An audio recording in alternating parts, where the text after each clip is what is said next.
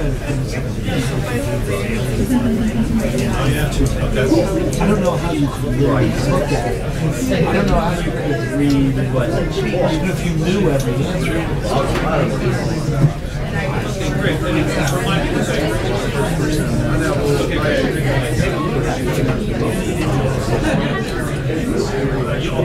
I've been doing this much. I used to do it every single day.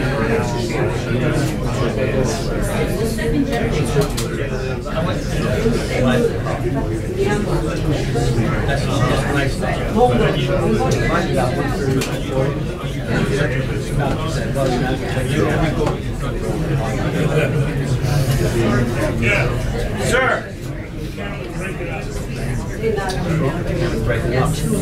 Is that better?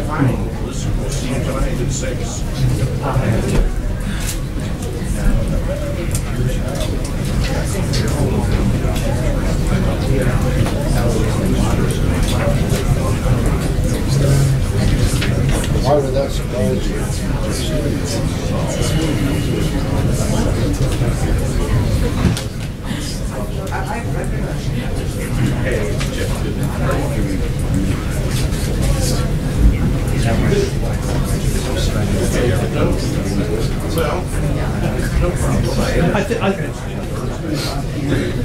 Why don't you deduct your head?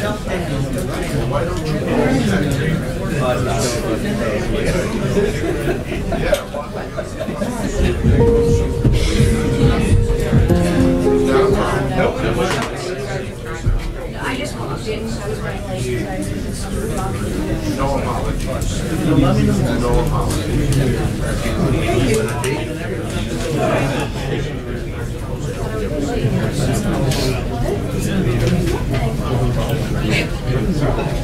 So was it about somebody else? Jim. Jim.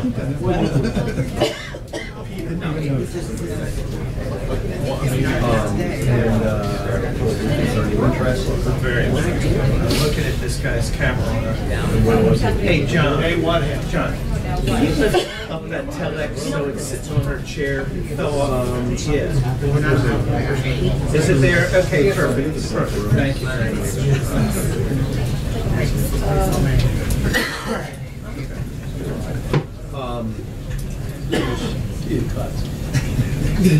Oh yeah, I heard about that.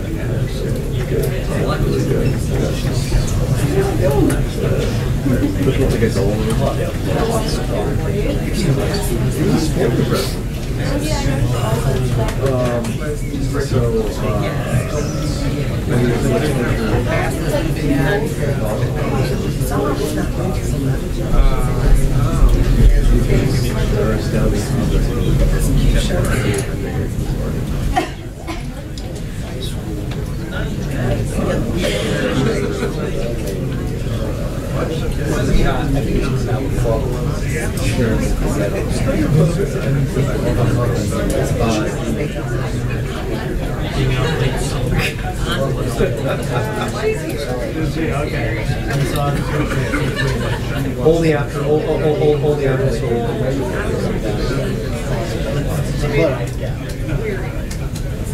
That's for marshmallows.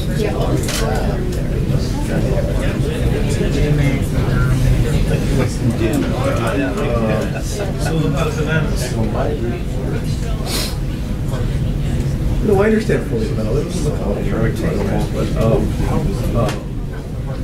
He had done one before, but I don't want to debate that. So, but what do you think?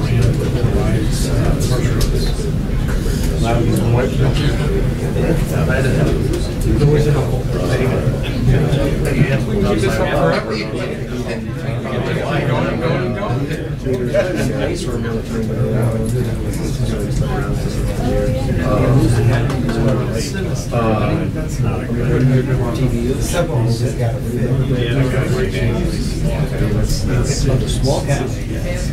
There's something that happened.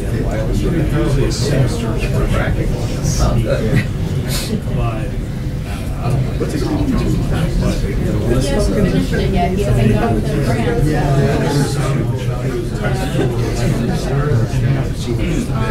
I used to go to Vietnam. Oh, right,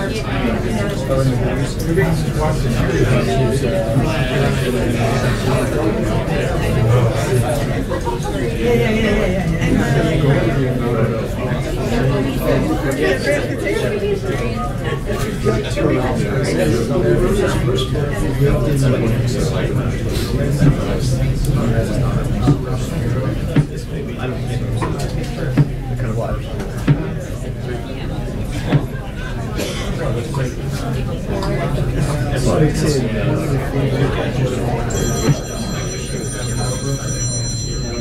Right? Yeah.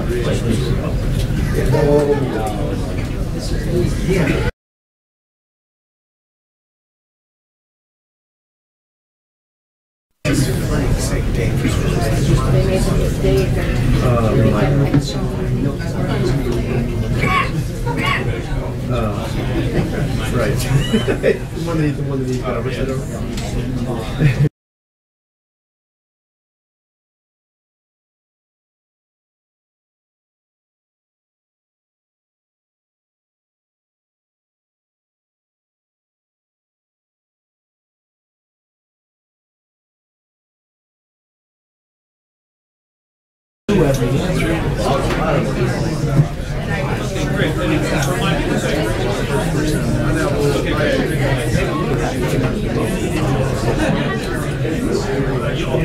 I've been doing as much. I used to do that every single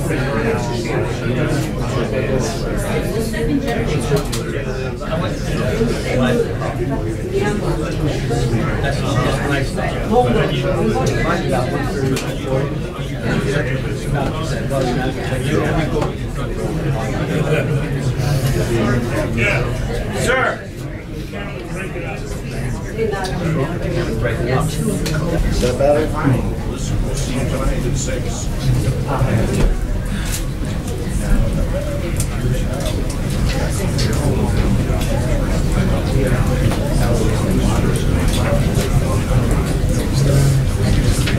Why would that surprise you?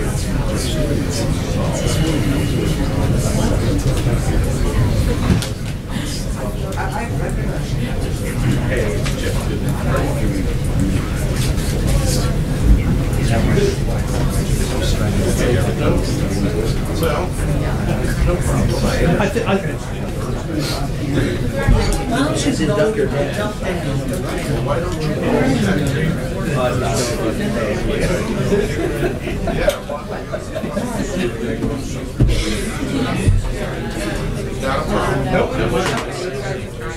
I just walked in, I was running late.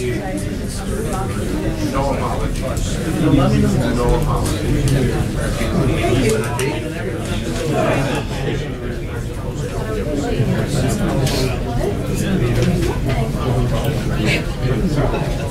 So was it about somebody else? Jim. Jim.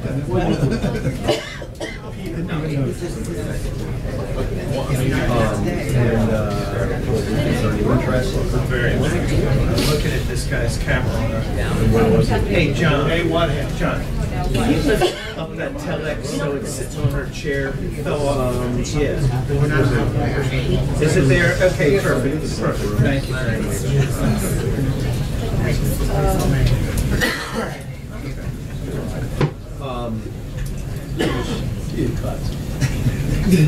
Oh yeah, I remember that. Good. Really good. Which looks like it's all over the lot.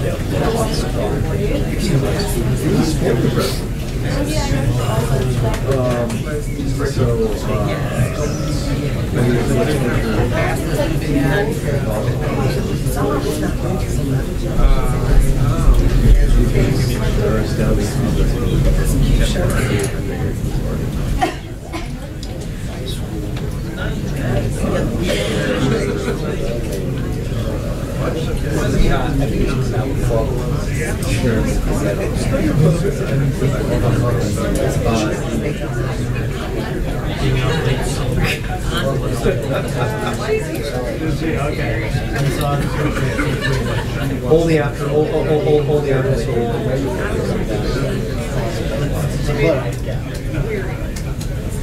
That's true. I don't think marshmallows.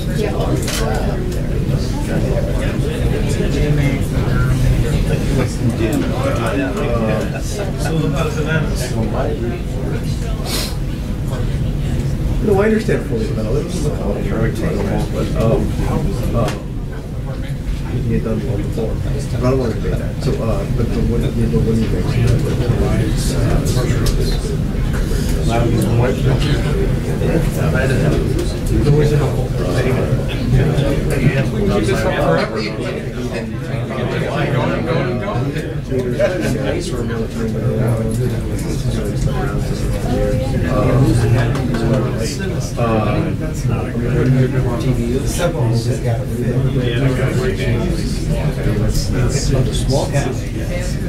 Some of them have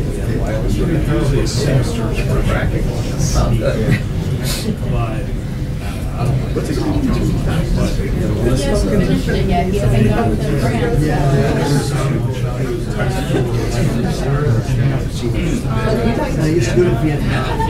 Oh, right,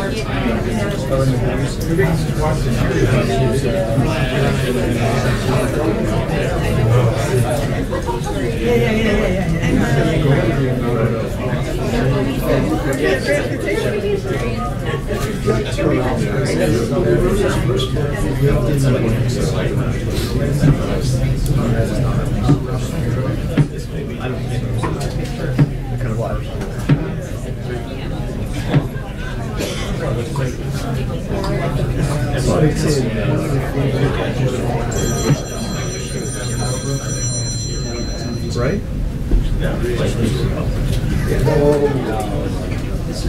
Yeah, this is like dangerous. They made a mistake.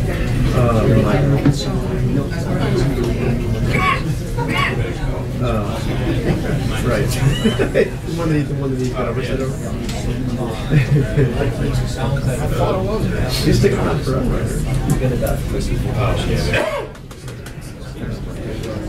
Are you around later? Big. All right, thank you.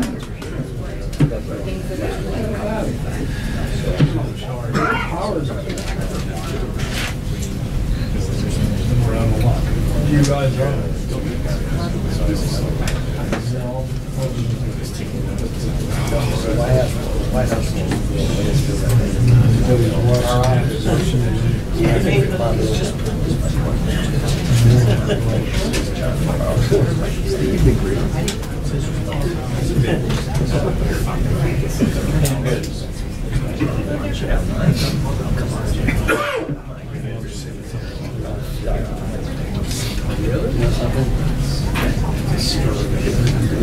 Very.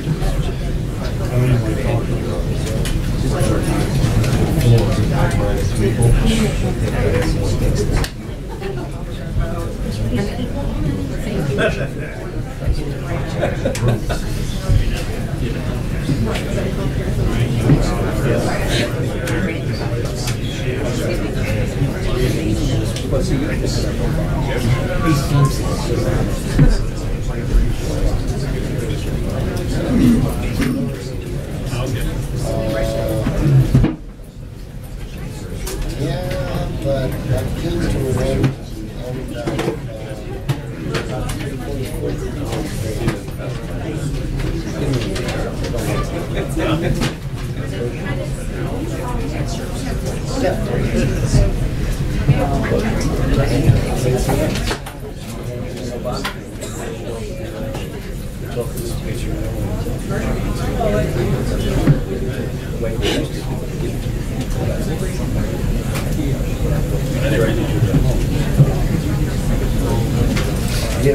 You good, Hallie?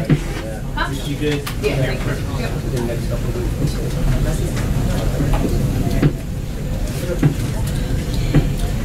Well, can I ask where your source is?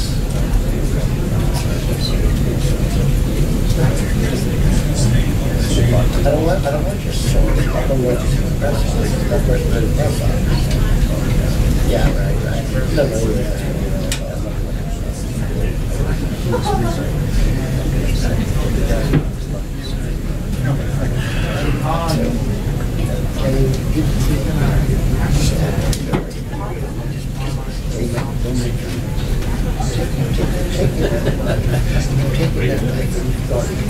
then you won't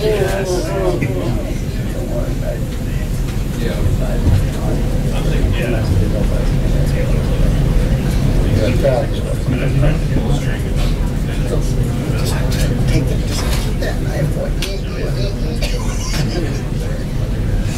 We have you'll be fine.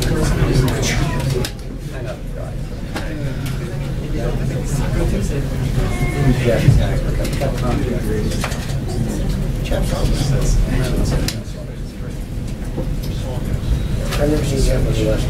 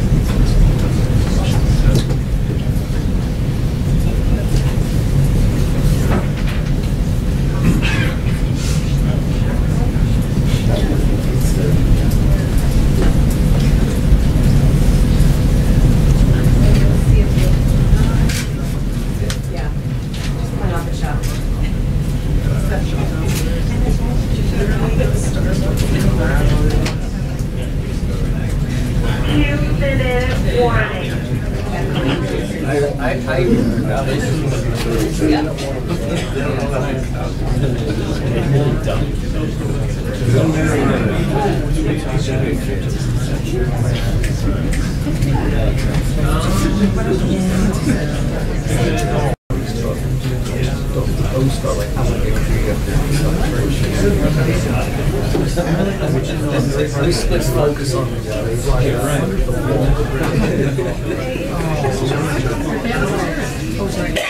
okay, here we go. Oh no, it's an old poster. Actually, it's like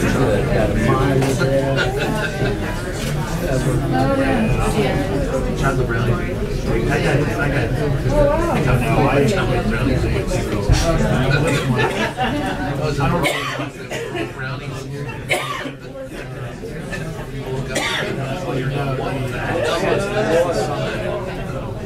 The same guy does it. So this guy, see, he does stuff like 4 letters. So you gotta figure out, you don't know where they are.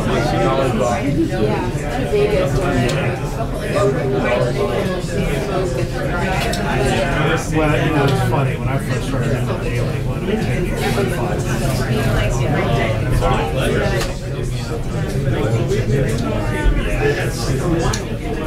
I've gone through some of this stuff.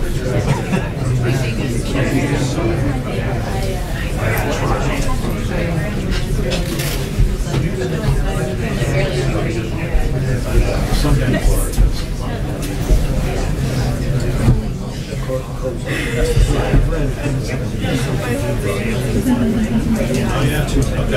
I don't know how you could really look at it. I don't know how you could read, even if you knew every answer.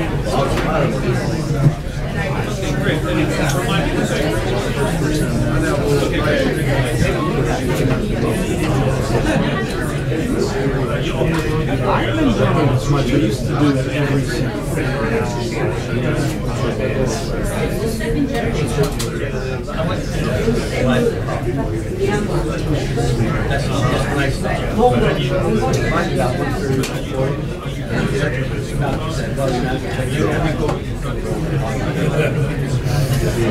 Yeah. Sir.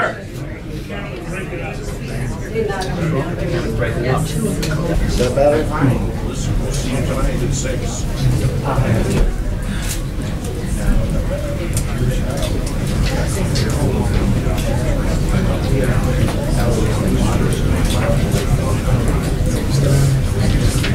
Why would that surprise you?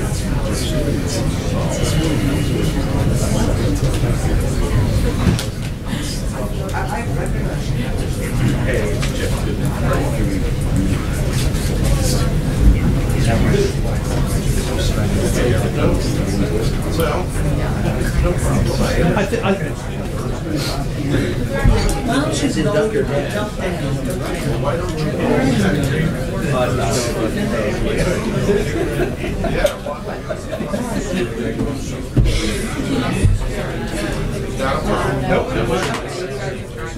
I just walked in, I was running late.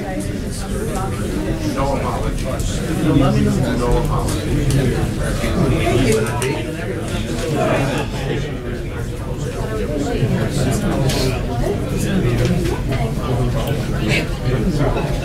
So is it about somebody else?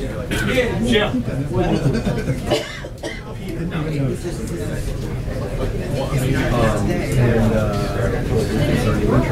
Very. I'm looking at this guy's camera. Hey, John. Hey, what? John. Can you lift up that telex so it's sitting on her chair? Fell off. Yeah. Is it there? Okay, perfect. Perfect. Thank you.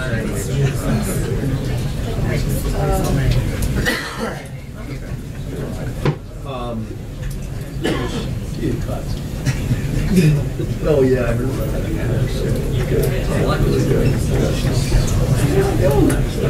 But I think it's all over the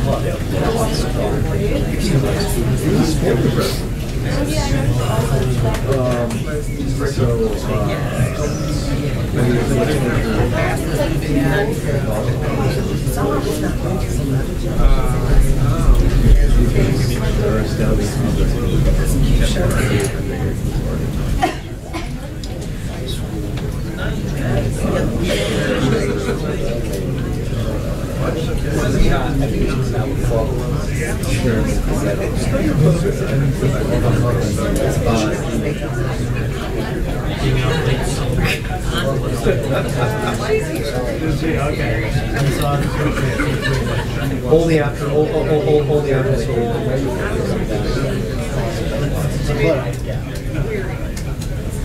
That's true. I went to marshmallows.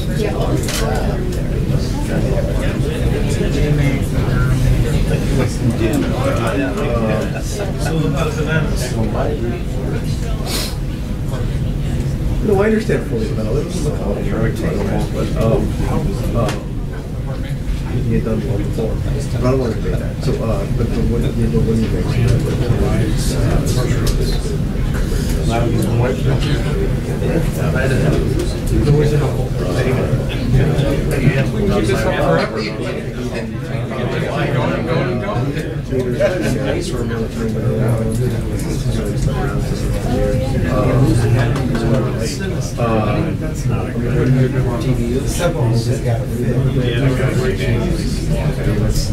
Small cap. There's something going to happen.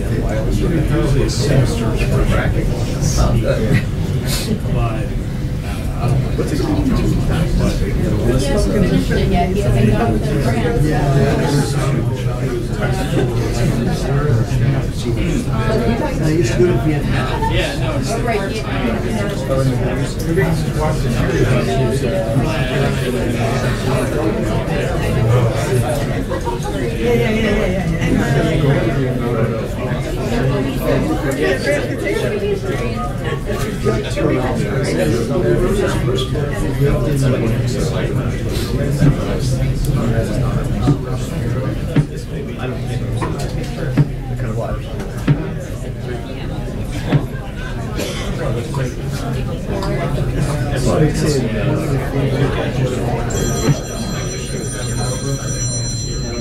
right?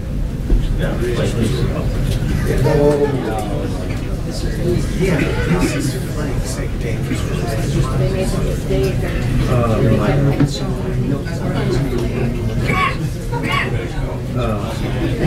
Right. The one that he got over. He's sticking around forever.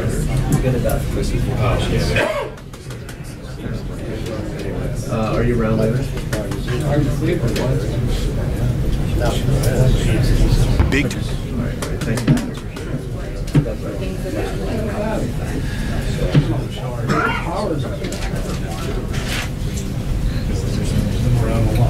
You guys are.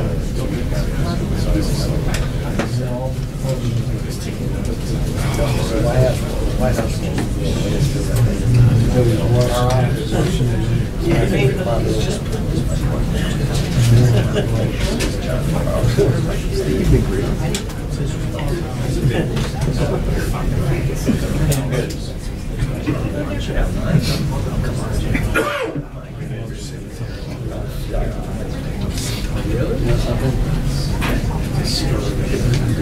Very.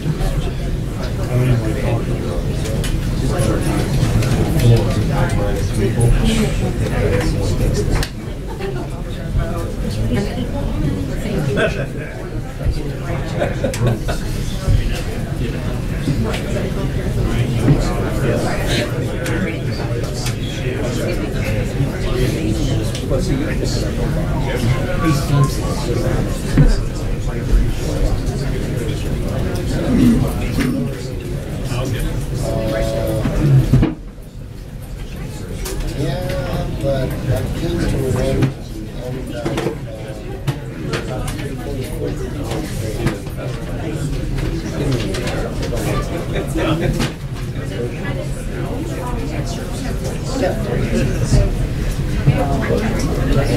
interesting.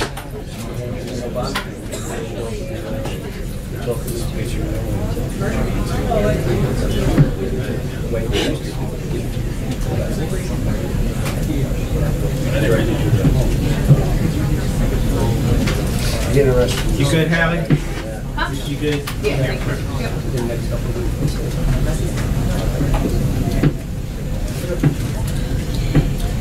Well, can I ask where your source is?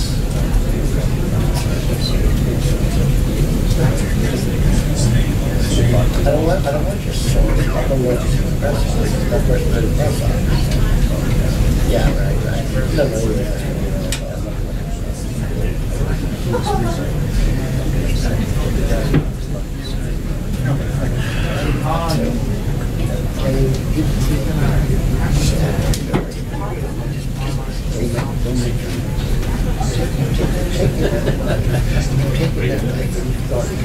Then you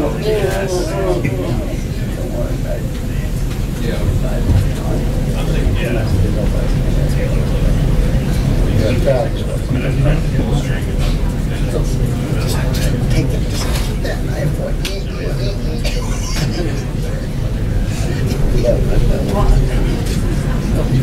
You'll be fine.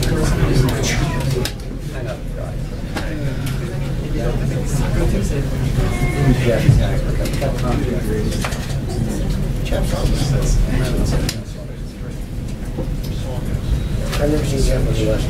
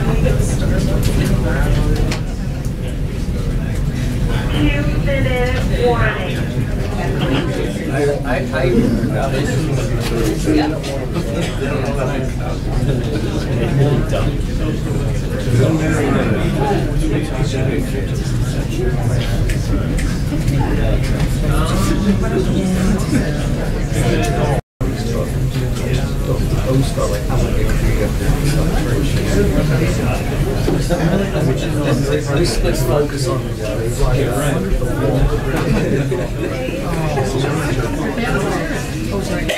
okay, here we go.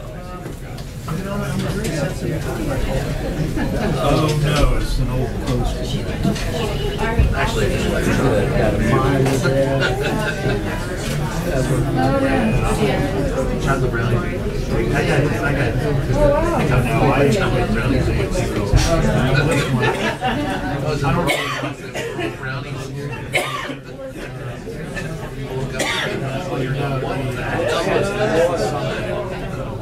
The same guy does it. So this guy, see, he does stuff like 4 letters is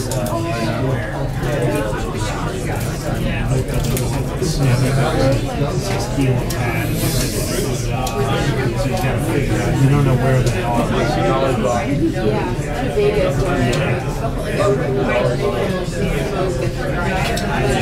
Well, you know, it's funny, when I first started doing the daily one, it would take me 45 minutes.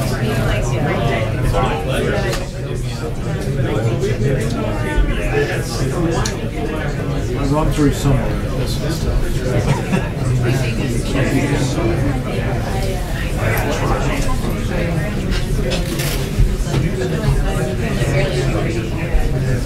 Some people are just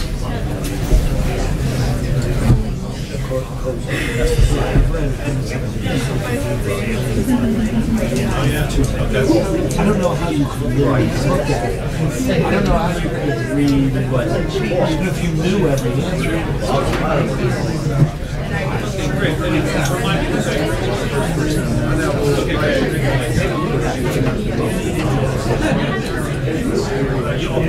I've been doing as much. I used to do it every single day.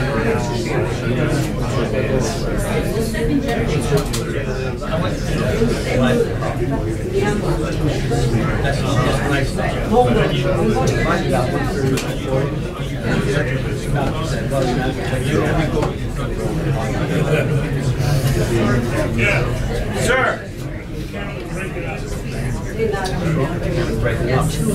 Is that better?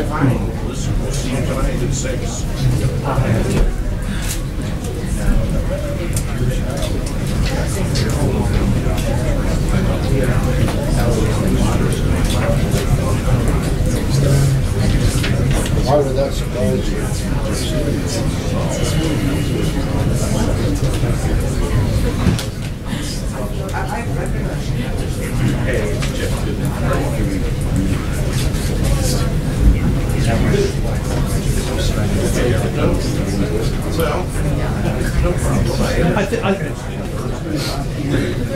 Why don't you induct your dad?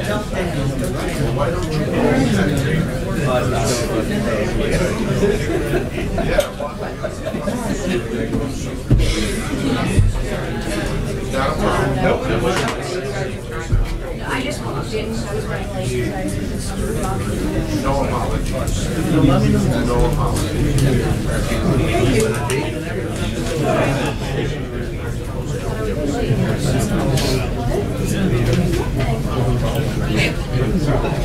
So was it about somebody else? Oh, Jim. Jim.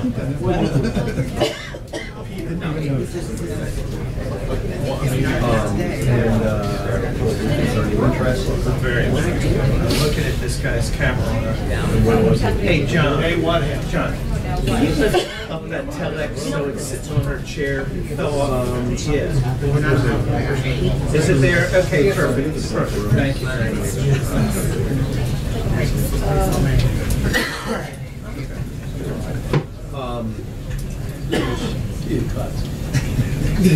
Oh yeah, I remember that.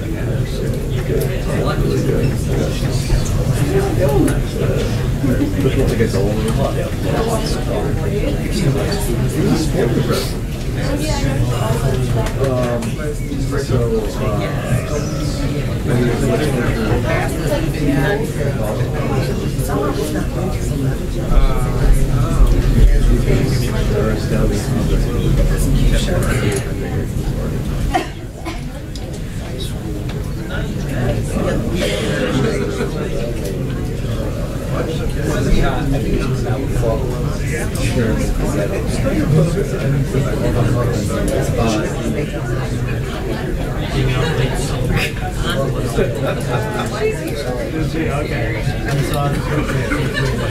Only after, only after.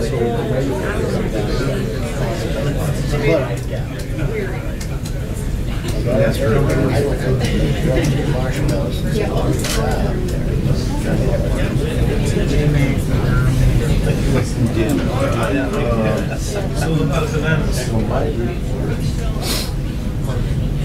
No, I understand fully about it. It was a college, right? But he had done well before. But I don't want to debate that. So, but when you make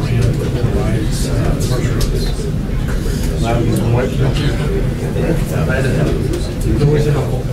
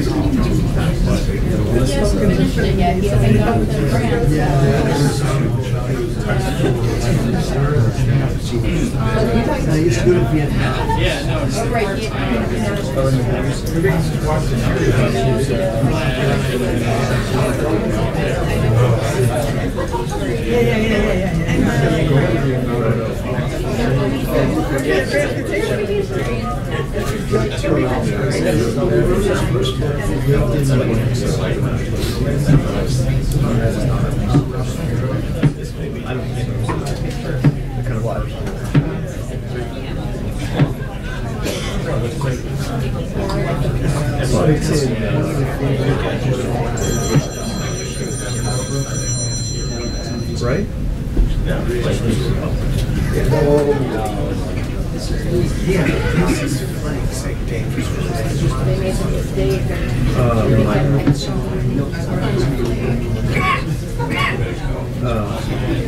Right. one of these guys. You stick around forever.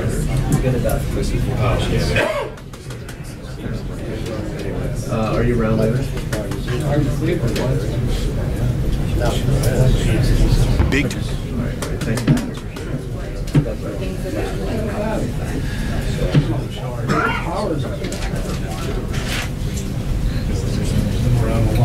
You guys are.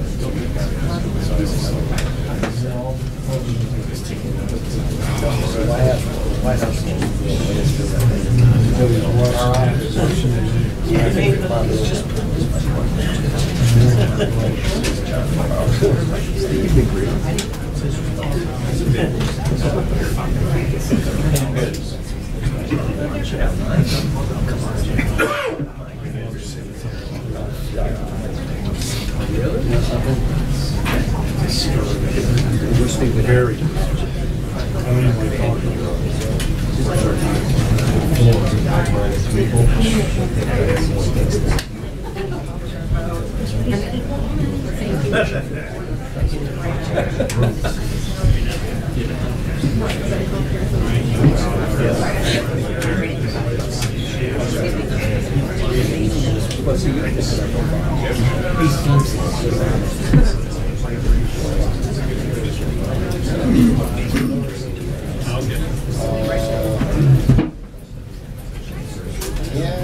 But that came to an end,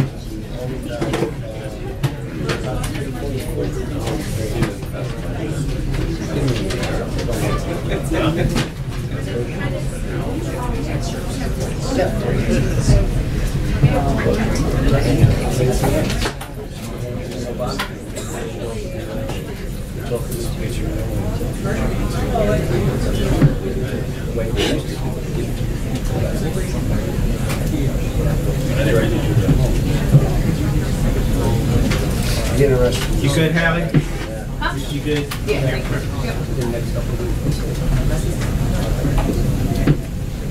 Making the energy that keeps doing. Well, can I ask where your source is?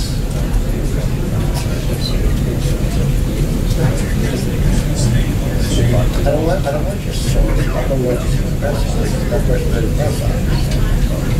Yeah, right. No,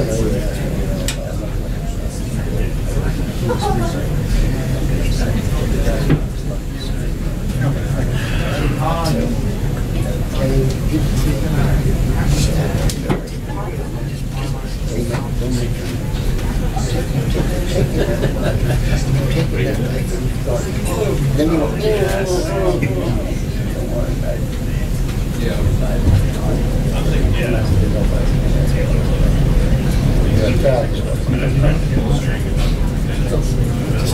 take it, just keep that knife on.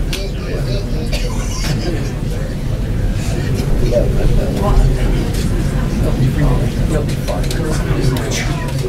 Hang up, guys.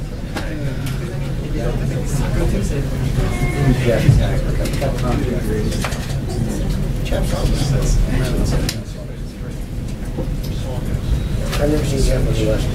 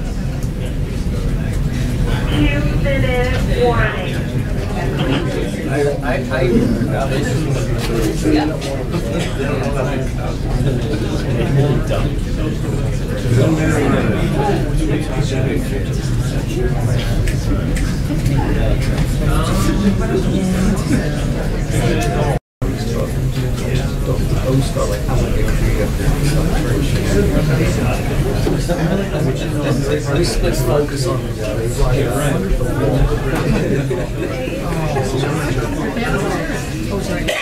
okay, here we go.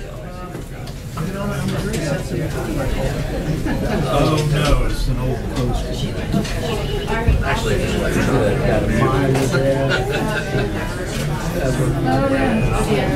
chocolate brownie.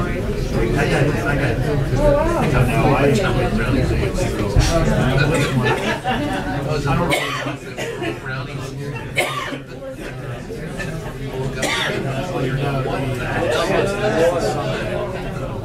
The same guy does.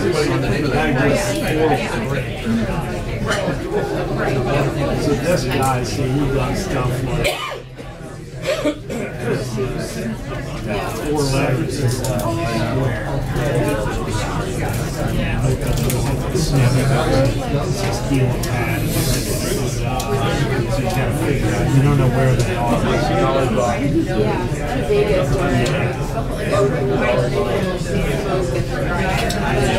Well, you know, it's funny, when I first started doing the daily one, it took me 45 minutes.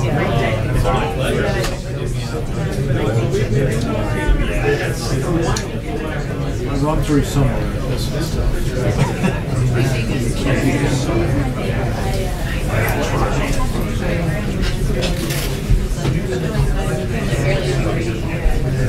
Some people are just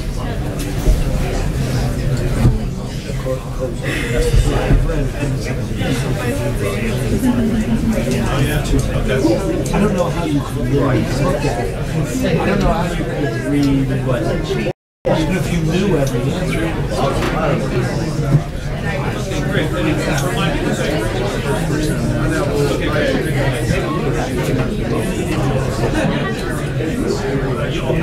I haven't done it as much. I used to do it every single day.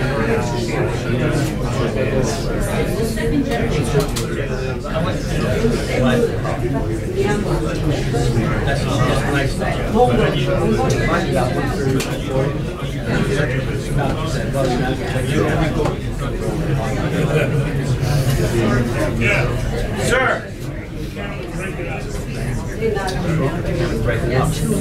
Is that better?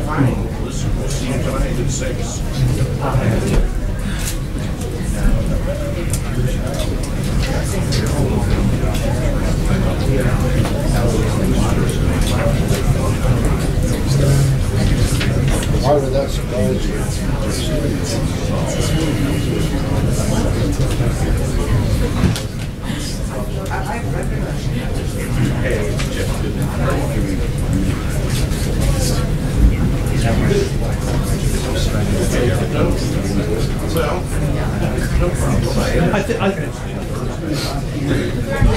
She's in Dunker.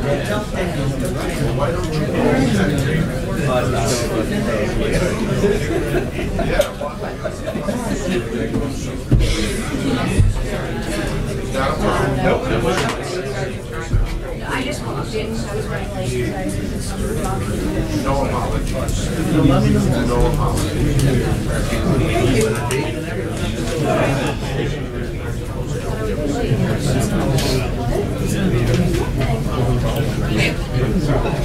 So does it about somebody else? Jim.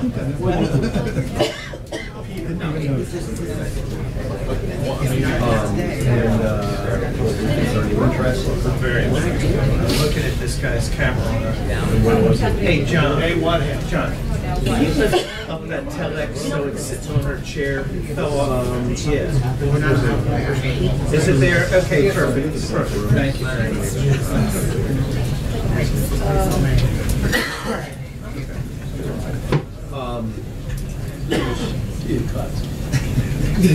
Oh yeah, I heard about that.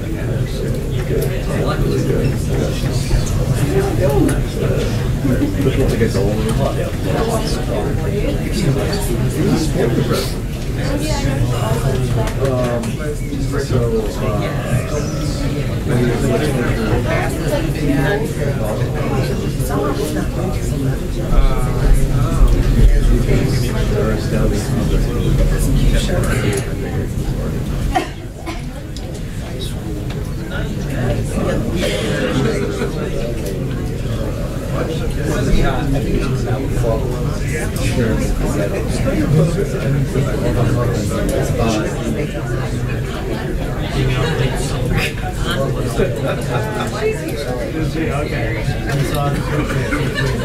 Only after, only after.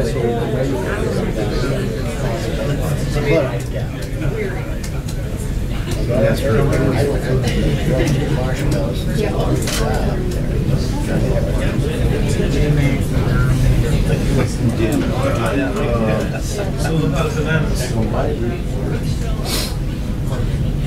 No, I understand fully about it. This is a college, right? But he had done one before. But I don't want to debate that. So, but when you make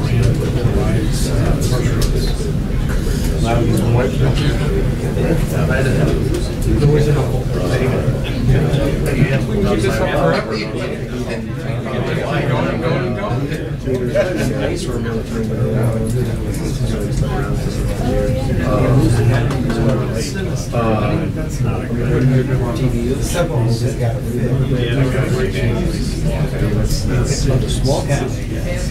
There's something going to happen.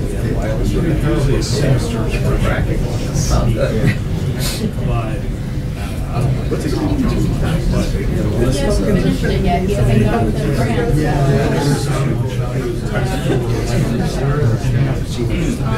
I used to go to Vietnam.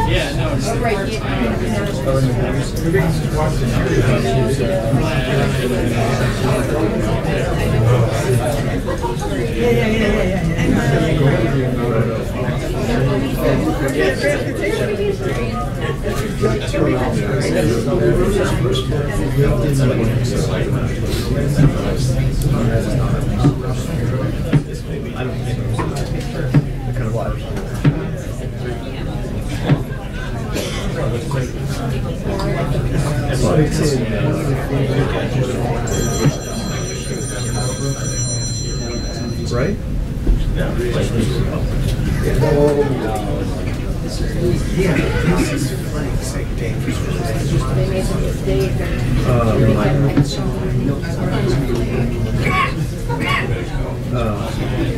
Right. one of these conversations over. You stick around forever.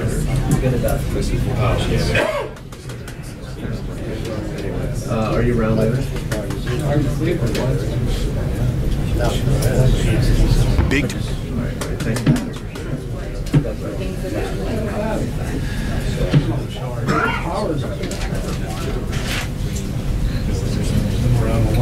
You guys are.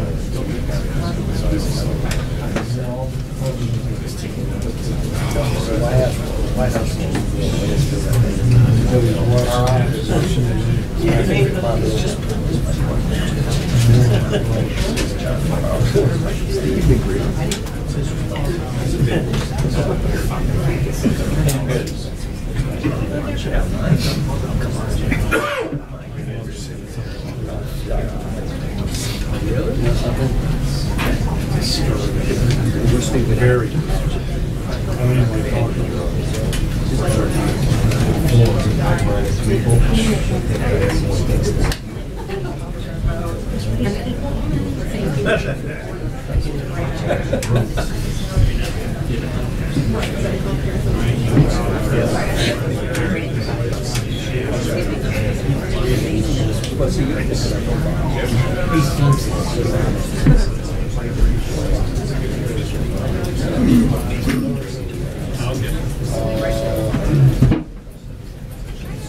Yeah, but that tends to remain interesting.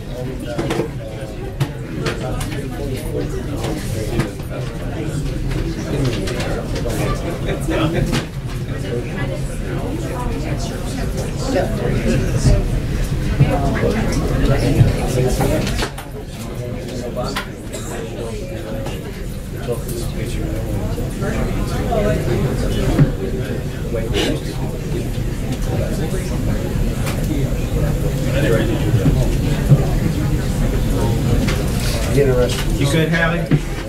You good? Yeah.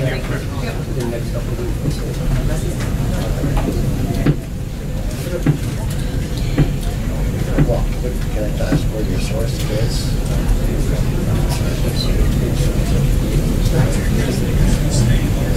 I don't want your source. I don't want your press.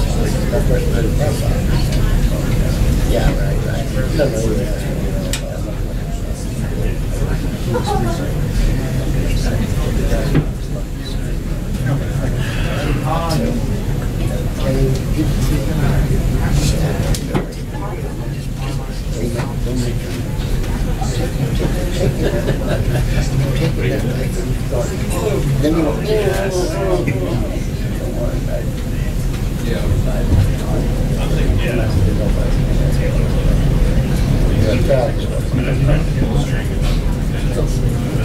you take it, just keep that knife on.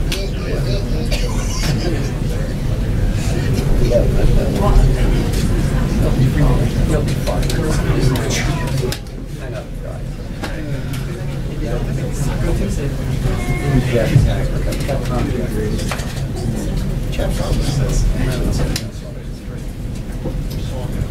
I've never seen Jeff with the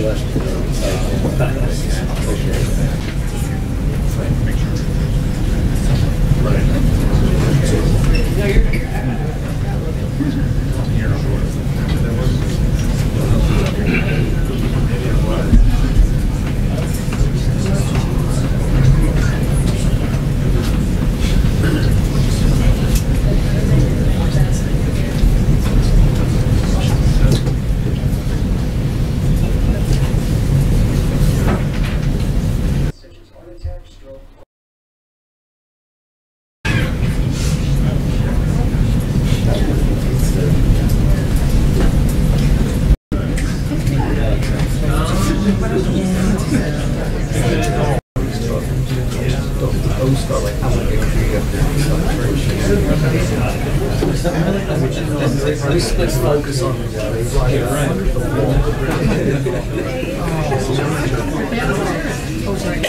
Okay, here we go. the story about? Oh no, it's an old poster. Actually,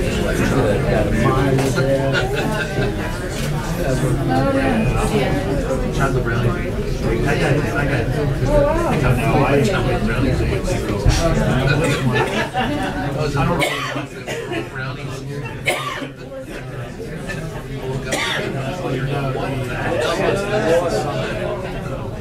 The same guy does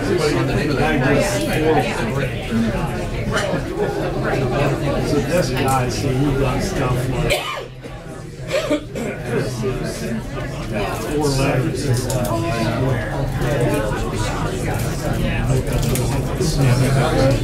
steel pad. So you gotta figure out, you don't know where they are.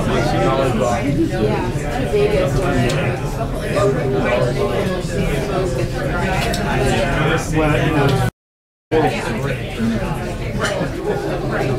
so this guy, see, he does stuff like 4 letters is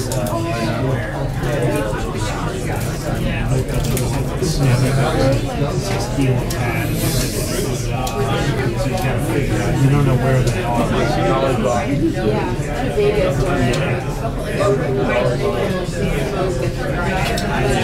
Well, you know, it's funny, when I first started doing the daily one, it would take me 45 minutes.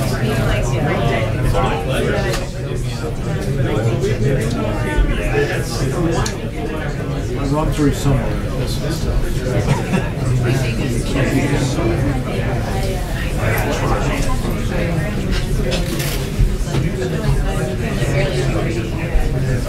Some people are just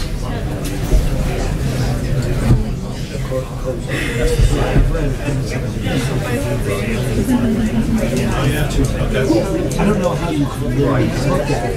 I don't know how you could read what, even if you knew every answer.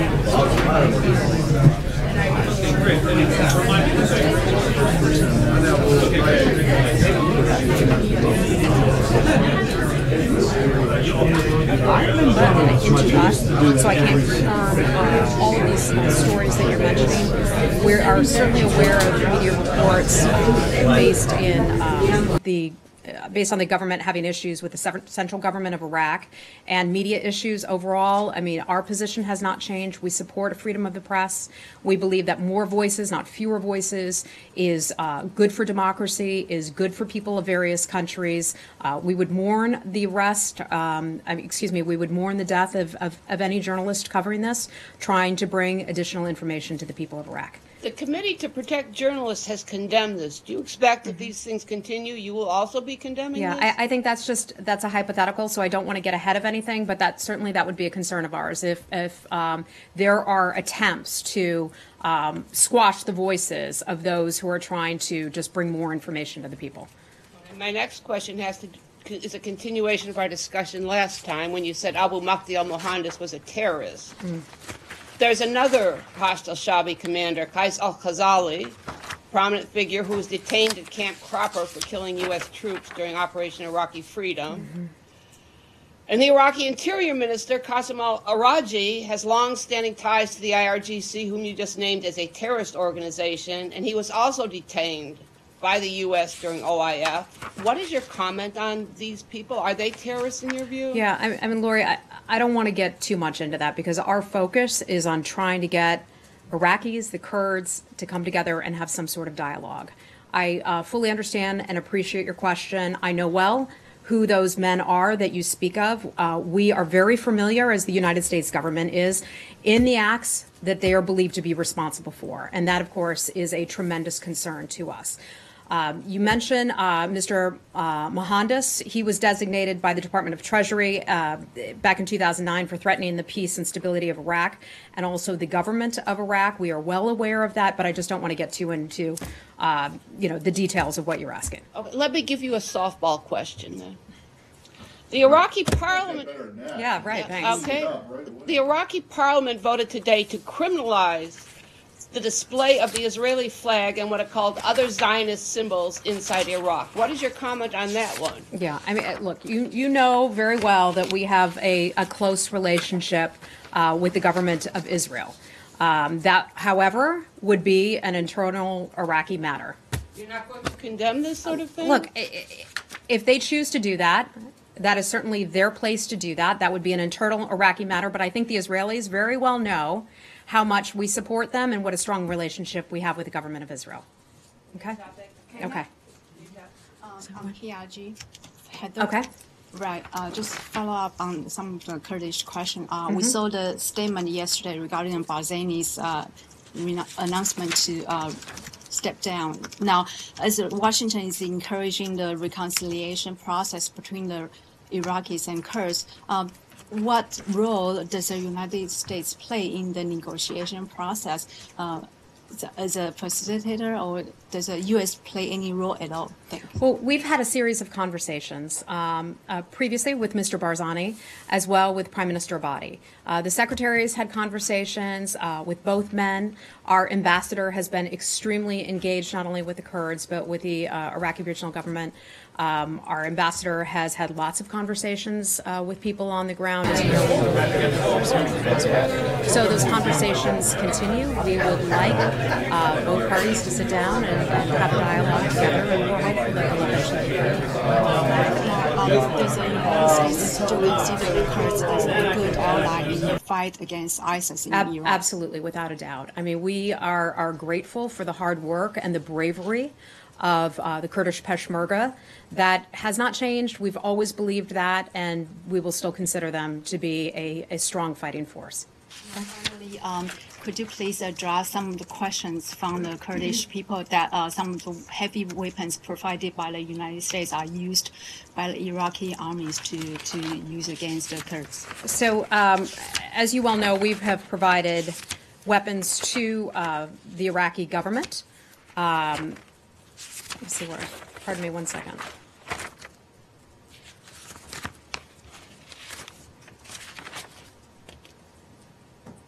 Yeah, I mean, we've certainly trained, as you well know, alongside and with the Kurds and the Iraqi regional government.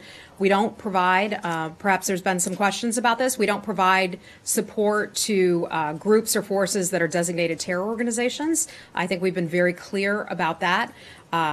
Some were believed to be responsible for gross violations of human rights that do not fall under the government, under the control of the government of Iraq.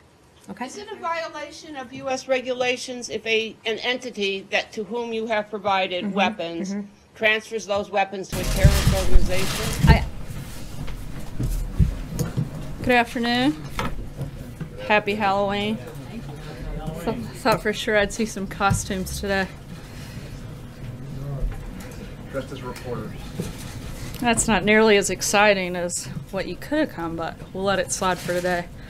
Today, I'm once again pleased to talk about the topic that we, and more importantly, the American people, are all very excited about: tax cuts. We're approaching the release of legislation based on the tax reform framework the president supports. Unfortunately, no matter how great the plan is for the hardworking families, Democrats are expected to criticize the tax cuts, as they've done in recent years, putting partisan politics ahead of their constituents' pocketbooks. While arguing over President Reagan's 1981 tax cuts, Democrats claimed it would only benefit the rich. The Democrat Speaker of the House at the time, Tip O'Neill, called them royal tax cuts because he claimed they favored the wealthiest Americans. What really happened was more than 14 million new jobs were created over 5 years, incomes grew by over 22% for the next 7 years, and the economy grew by over 3.5% on average for the rest of the decade. Some Democrats must have been paying attention to history, because as recently as last year, they publicly supported many of the principles for which the president is advocating today. That includes lowering the corporate tax rate, which is the highest among developed nations, so that our greatest businesses can be more competitive. In fact, Presidents Obama and Clinton both advocated for cutting corporate tax rates. Senate Democrat leader Chuck Schumer in the past called our tax system upside down and inside out, and last year he actually admitted that cutting corporate taxes is, quote, really important for American competitiveness. Minority Leader Nancy Pelosi apparently agreed, because she said, quote, it is long past time for tax reform that would lower the corporate tax rate. The only thing that seems to have changed since then is who occupies the White House. Since day one, the president has been committed to jumpstarting our economy and giving hardworking Americans the raise they deserve. Under the framework supported by the president, our economy will grow, businesses will invest back in the country, and American workers will see their wages grow. In fact, the Council for Economic Advisors estimates that a typical hardworking American family would get a $4,000 pay raise. So to Democrats in Congress, particularly those who'd like to place American jobs and middle-class tax relief ahead of partisan politics, the question is very simple. Do you believe the American people deserve a pay raise? We certainly do, and that's what we'll be focused on and fighting for. The choice is yours. And with that, I'll take your questions. Steve? Sarah, where does the president stand on this tax deduction for state and local taxes? That seems to be disputed up on the Hill.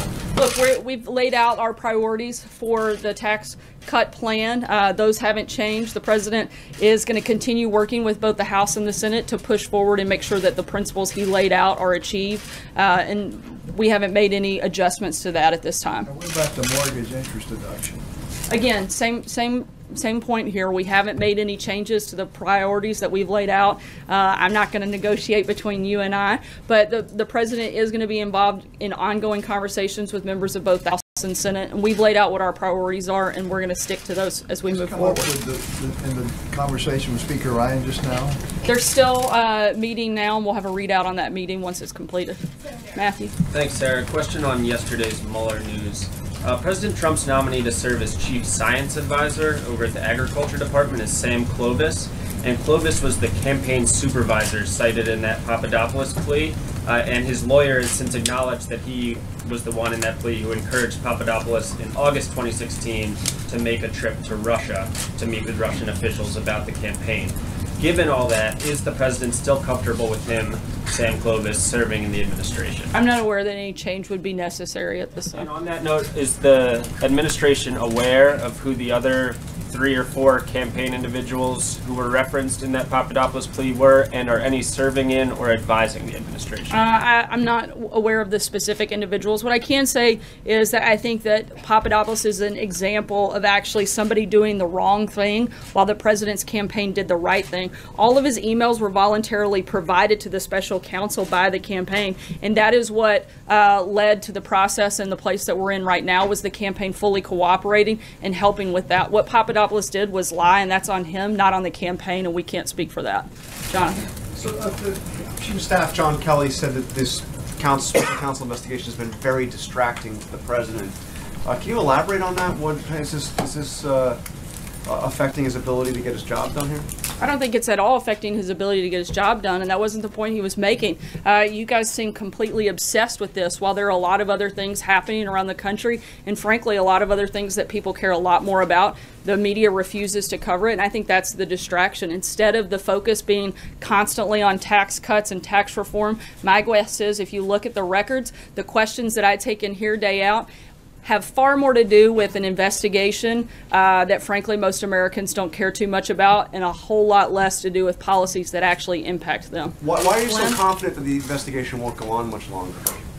Because we have confidence that it's going to come to a close in short time.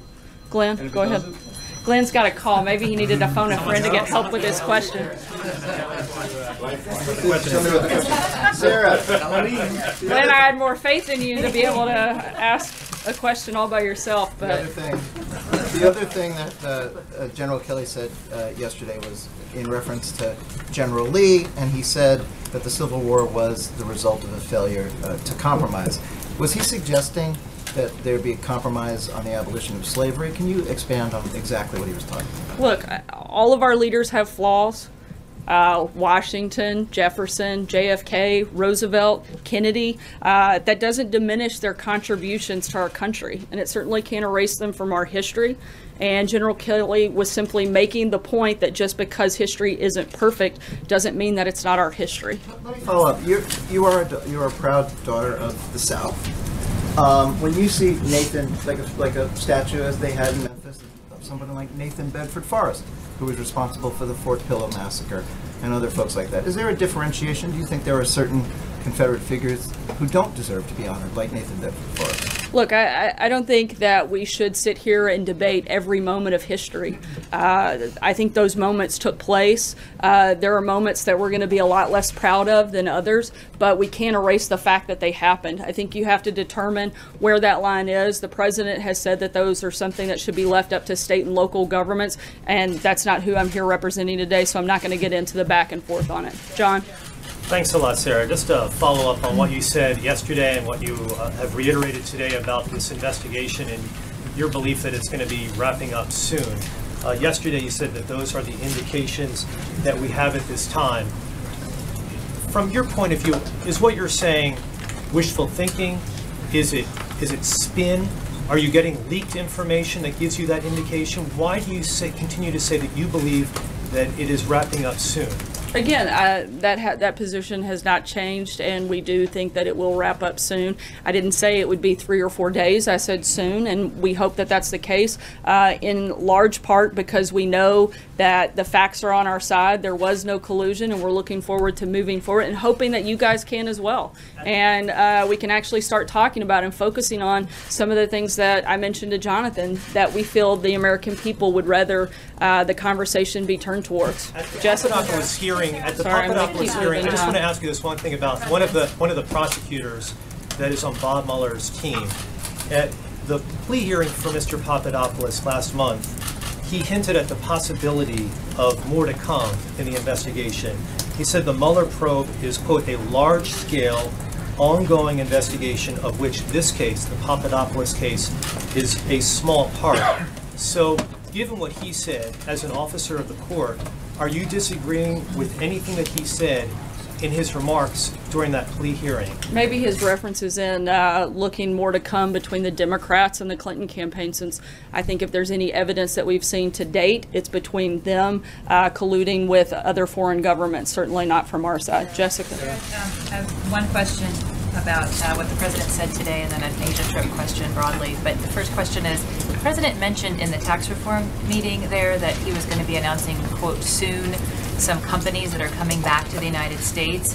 Can you either name them or give us the industry that we're talking about? You know I'm not going to get ahead of an announcement that the president's going to make. If he wasn't willing to tell you today, I'm certainly not going to step in and do it. Asia trip, the speech that he's making at APEC is being billed as a theme for the trip, as well as the Indo-Pacific.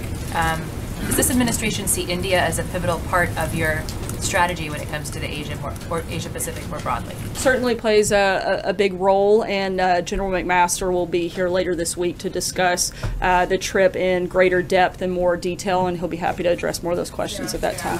The former White House strategist Steve Bannon is saying the administration should push back harder against Special Counsel Robert Mueller. Does the president support defunding the Special Counsel? No, and I'm not sure what we'd push back against, since so far all they've done is come up with ways and shown more and more that there was no connection between the Trump campaign in collusion with Russia. John? Thank you, Sarah. 2 questions, please. First, you know, the president is quoted last year as calling Mr. Papadopoulos, and I quote, a great guy, and today it was a liar. And I wonder, just to kind of clear the air, how well did he actually know him, and was he briefed by him often? Did he have frequent meetings? How well does he know this man? My understanding is the only interaction he ever had was the one meeting that the advisory council gathered together, where he was in a large group of other people in the room, and to my knowledge that's the only interaction they ever had. Again, this was a campaign volunteer. He wasn't somebody that was a senior advisor, as many of you want to bill him to be. He was somebody that played a minimal role, if one at all, and was part of a voluntary advisory board. And he only met the president, the candidate Trump, one time. That's my understanding, John. That's the only incident that we're aware of. The other thing I wanted to ask was that a few weeks ago, when the president sent out Twitters about the media, he suggested that equal time be applied. Now, to many people, that was a euphemism for the fairness doctrine, something that President Ronald Reagan helped eliminate, and which Democrats such as Leader Pelosi have tried to revive. Is he seriously in favor of reviving the fairness doctrine? And I might add that its premier opponent of revival was a young congressman named Mike Pence. I don't know that he's into the deep weeds of the fairness doctrine, but I know he certainly believes in fairness, and I think that he would like to see that applied certainly to his administration in a way that it probably hasn't been so far. Charlie?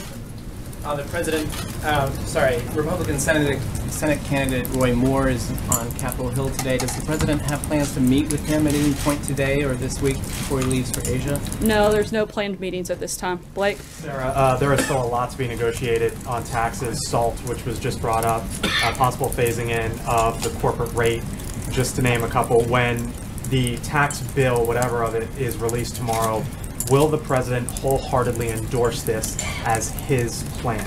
As of right now, we see no reason to feel otherwise, but until we see the details of that, I'm not going to speculate on where we are. We've laid out what our principles are, and we expect that piece of legislation to reflect those principles. If it does, you'll certainly see the administration come in with full-throated support. And lastly, on the Fed, I know you're not going to give us a name.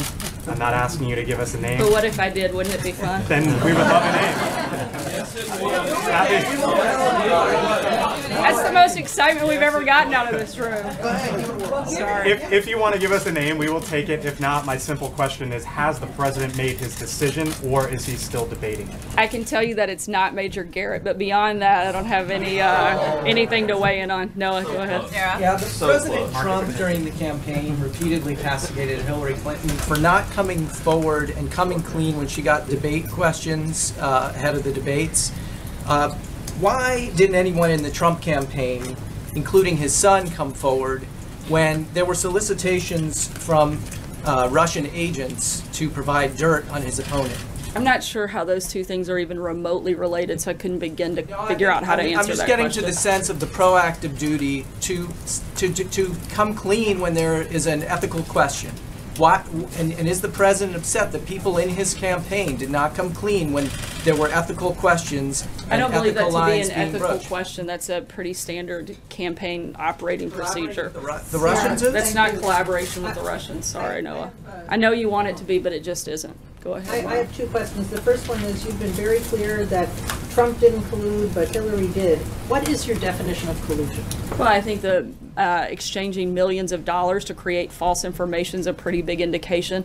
I think taking millions of dollars into a foundation that benefits you while making decisions that impact people that gave that money, I think those are certainly areas of collusion that should certainly be looked at. And my second question just to follow up from Glenn, Robert E. Lee aside, and I understand your point about how all leaders have flaws, what Kelly said yesterday was that an inability to compromise led to the Civil War, and back in the spring, the president said that he thinks that Andrew Jackson could have made a deal to avert the war. What is the compromise that they're talking about? To leave the southern states slave and the northern states free? What was the compromise that could have been made?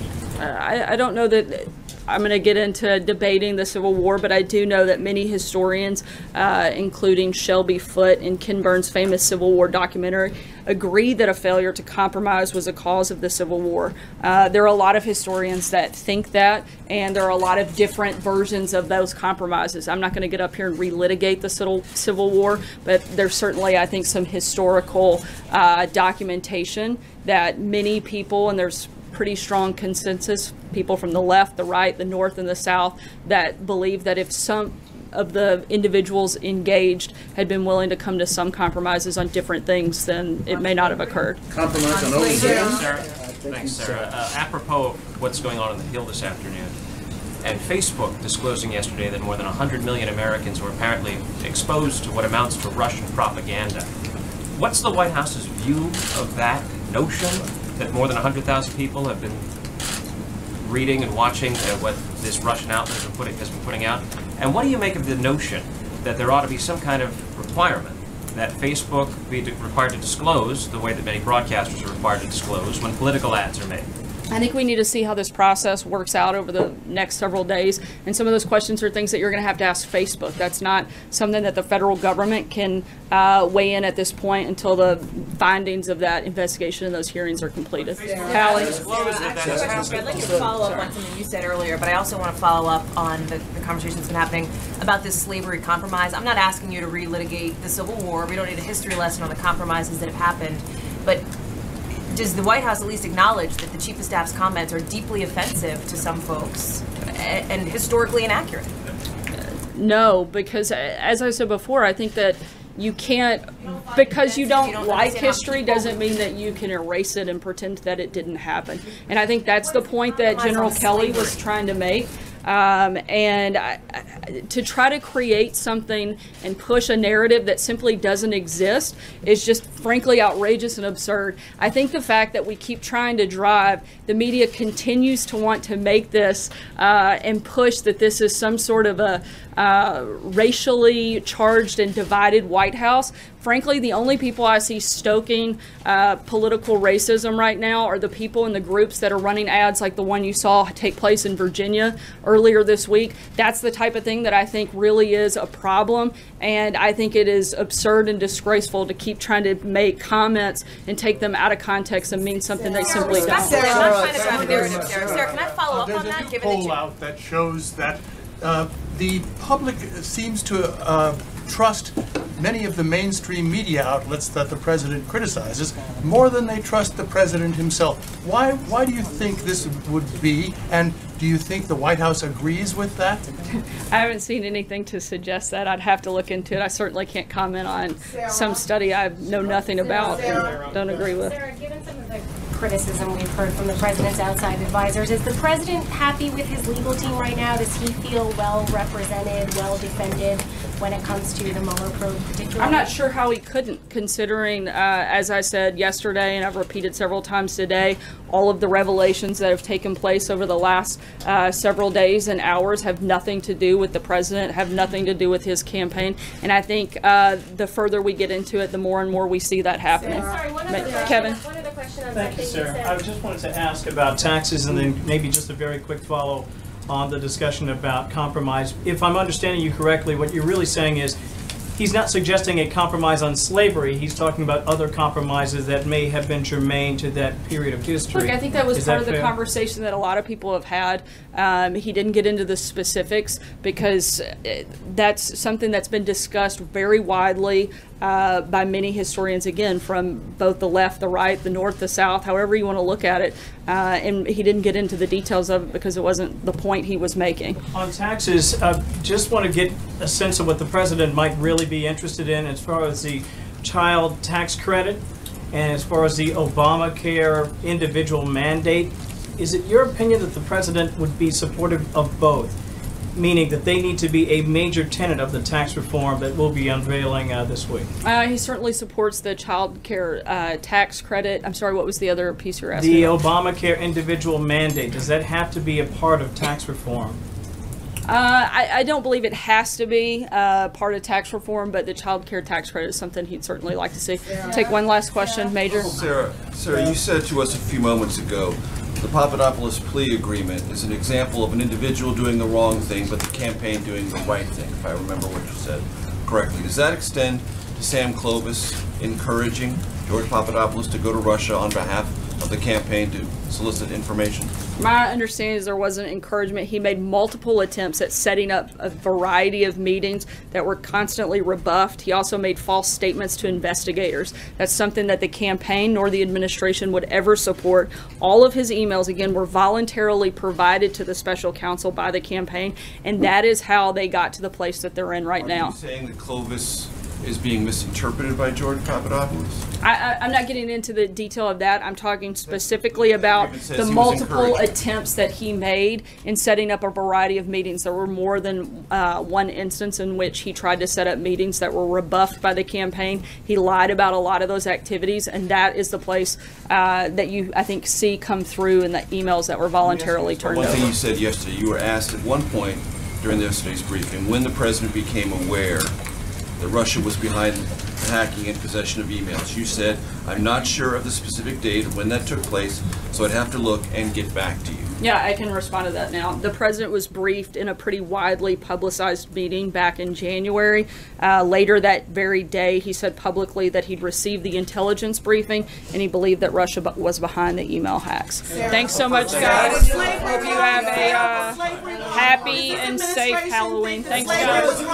Sarah, does this administration believe slavery was wrong? the Sarah Sanders White House press briefing. This is the Right Side Broadcasting live post show for the White House press briefing. I am Steve Lookner. Welcome to the post show. What did you think of the press briefing? We want to hear your comments and read them on the air. Write to me at Lookner on Twitter, at LOOKNER. Let me know what you thought about the press briefing. Did you like the questions? Did you like the responses? Anything that bothered you about the press briefing? Let me know at Lookner on Twitter. Welcome to the broadcast. Thank you to the moderators in our chat rooms for moderating the chat, and thank you all for joining us today. And some people made some donations. For example, Dan C. and Frank Sorley made donations during the briefing. Thank you for making those donations. Sorry if I feel like I maybe missed somebody, but thank you for making the donations. And if you'd like to donate and support Right Side Broadcasting, we are viewer supported. If you want to donate, you can just go to the chat room on YouTube next to the broadcast. At the bottom of the chat room, there's a little $sign there. And you can click on the $sign, or you can go to rsbn.tv/donate, rsbn.tv/donate. So let's talk about the briefing.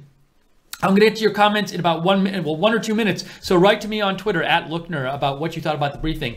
I have to say personally, it seemed like a lot of the briefing, those of you who've watched our coverage before know that I get upset when I feel like the questions in the briefing focus a lot on issues out of proportion to their importance to the American people and making America a better country. So, for example, today, the questions about the General Lee comments by General Kelly, by the Chief of Staff General Kelly. Now that's perfectly legitimate to ask about it, but there were a number of questions, repeated questions about that. If you add up the Robert E. Lee questions and the Papadopoulos questions, again, perfectly legitimate to ask about, but so many questions. It's well over half, if not like 3/4 or something of the questions were on those two things. Didn't hear much about tax reform. Haven't heard a question about North Korea asked in days. So I'd like to hear a question asked. You know, there was this report that came out last night, and I believe it was, is Yonhap Media, is that South Korean or is that Japanese? I thought it was South Korean, but it is South Korea, yeah. This South Korean Yonhap news agency reported that there was a tunnel collapse in North Korea at their nuclear test site, and like 200 people died. I'd like to hear that asked about. Does that mean they're not going to be able to use their test site? I saw somebody speculating online that maybe that means, or that maybe that makes them more likely to do an atmospheric test. But I mean, that's an important issue. It affects Americans. But no questions on that, but just tons of questions on Papadopoulos and General Kelly comments. Again, not that they shouldn't be asked about, perfectly legitimate to ask about them, but the amount these things get asked about, and they just tend to take over, the soap opera-y stuff kind of takes over the briefings. And again, you know, I think it can be asked about, but anything with like that can be made into a scandal or comments, offensive comments, ends up just getting asked about so much, and that bothers me because a lot of stuff. I want to hear more about tax reform. What's happening with healthcare reform? Look, actually, this just reminds me. Tomorrow, open enrollment starts for healthcare tomorrow.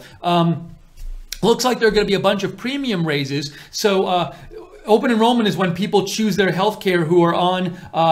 If you get your healthcare as an individual, like I do, and like people who on Obamacare do, you have to choose your plan starting tomorrow. That's a really big deal for Americans. I didn't hear that talked about at all. So anyway, sorry to rant, but it just bothers me when I feel like certain things take over the briefing and very important things are left out. That's my little commentary, but I'd love to hear what you have to say about the briefing. So write to me on Twitter at Lookner, at LOOKNER.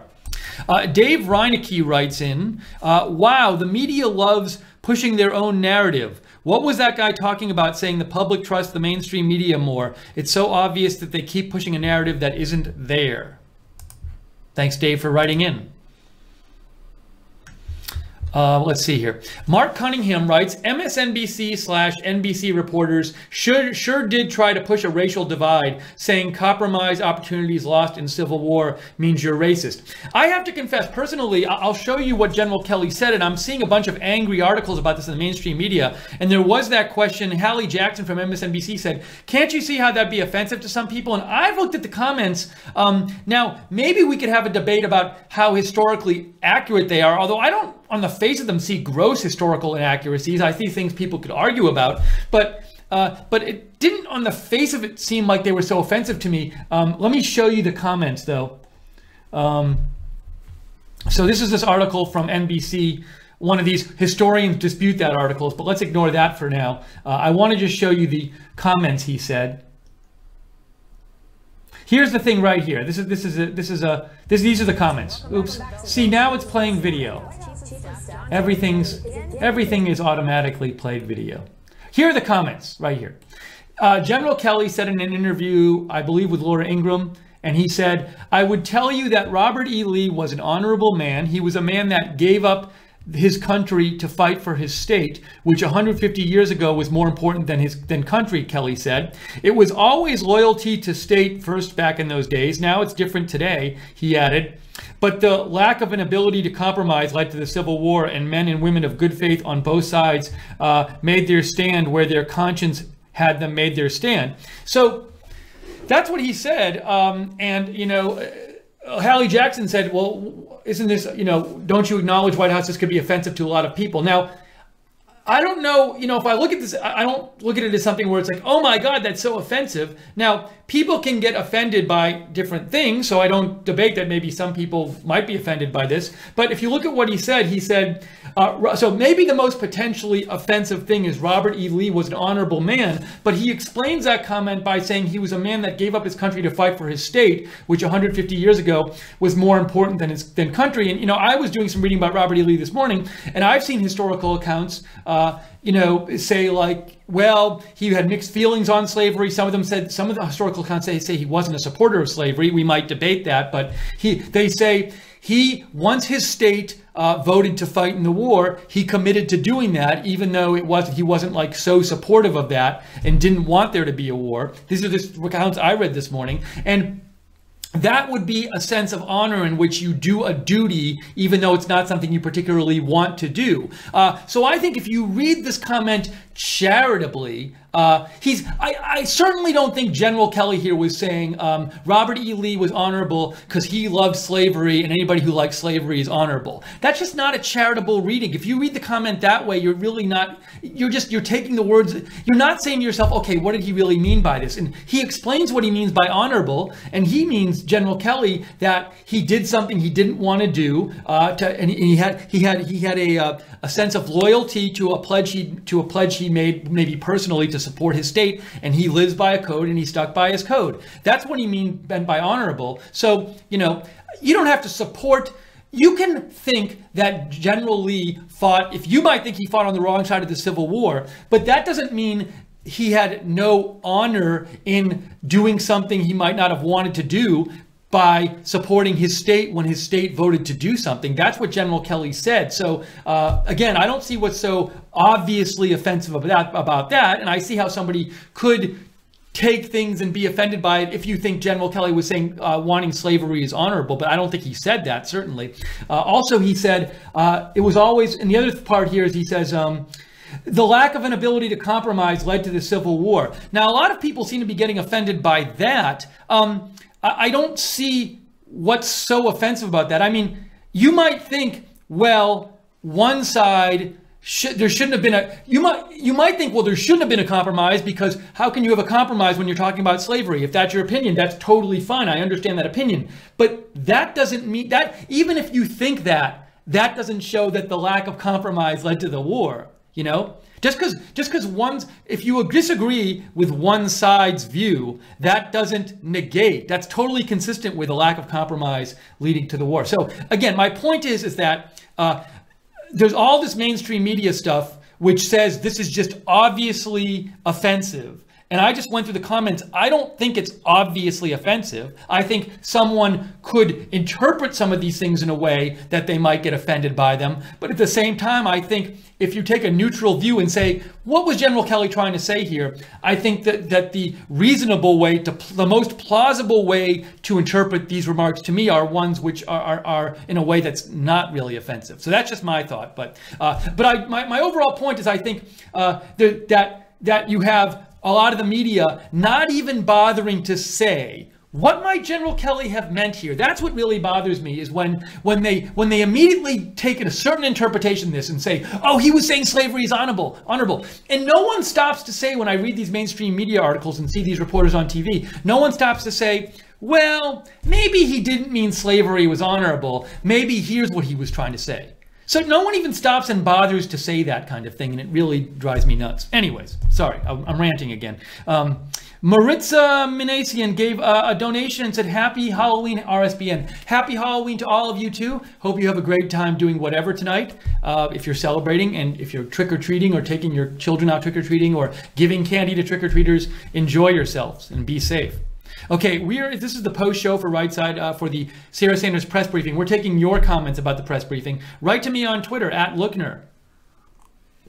@LOOKNER. Let me know what you thought. Reading your comments right now. Also, if you like our coverage, subscribe to us on YouTube. Click the notifications bell so you get notified when we come on the air with breaking news stories and videos. We do it all the time. And you can follow us on Facebook at Right Side Broadcasting and on Twitter at RSB Network. Let's see. Velvet One says, only a bunch of morons would try to reinvent what is in someone's head, what is in someone's head during the Civil War. Ridiculous. Every word today, a debate. I think you're referring to the fact that you think the questions were very confrontational today. In the briefing. I think that's what you're referring to. Let's see here. Inez Newman says, why does Sarah Huckabee Sanders keep insisting that reports on the Papadopoulos have nothing to do with the Trump campaign? So I think what you're saying is you think that, well, from what I heard her say today is that the point she kept hitting was the White House is saying Papadopoulos was not a big player in the campaign. He was a marginal figure.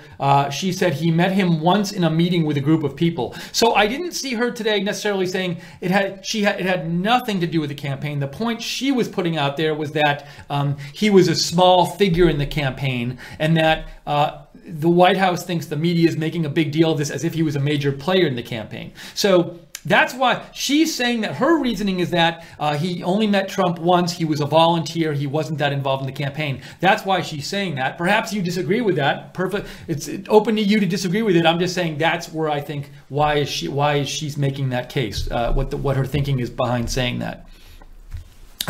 Sane Centrist says the Civil War was about a lot more than just slavery. People need to educate themselves.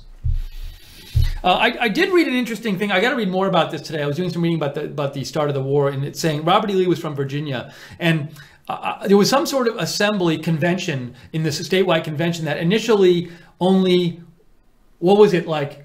It was like, I want to say it was something like 1/3 voted to secede, but then once the North said they were going to invade, 2/3 voted to raise troops to battle against the North. So definitely, I took a Civil War course years ago and it was fantastic with William Gannap, but who passed away unfortunately at a young age. But anyways, I don't. It was years ago, so I don't remember a lot of it. But as somebody who majored in history, I do agree with you, Sane Centrist.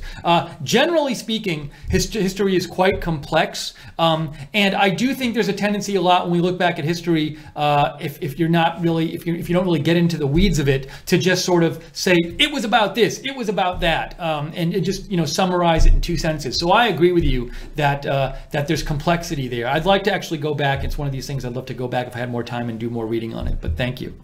Now, I do certainly think slavery was a huge issue and probably the defining issue in the Civil War, but in terms of specifics, I know it's more complex than just saying that.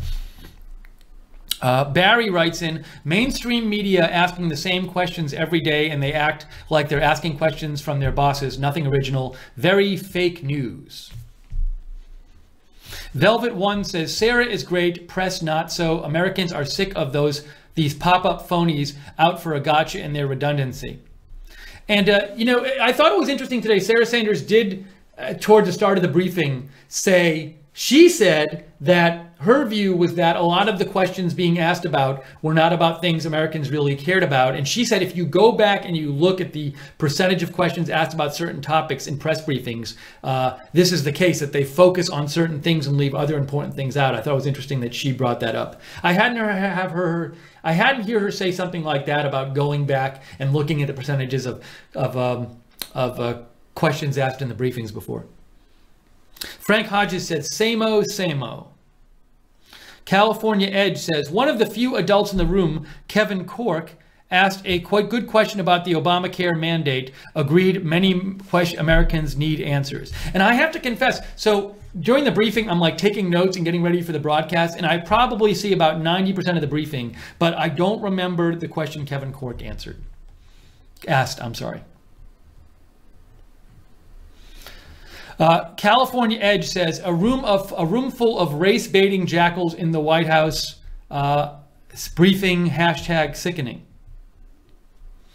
Dingle says, I always wondered when Sarah ends her briefings, why do 20 fake media yelp out 50 questions like hyenas? Well, it is interesting. They do often shout questions at the end of the briefings, and I never really see them answered when the press secretary ends it. With Spicer, was the same way. But I don't know, maybe they figure, like, why not? Because it's not hard to yell out a question, and maybe one day you'll get a response. So maybe that's the thinking there.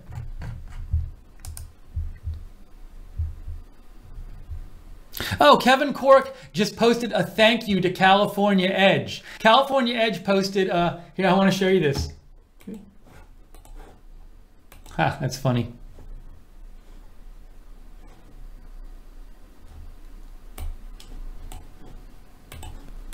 So, California Edge wrote, one of the few adults in the room, I just read this on the air, Kevin Cork asked a good question about the Obamacare mandate, agreed many Americans need answers. And Kevin Cork said thank you to our viewer, California Edge. There you go.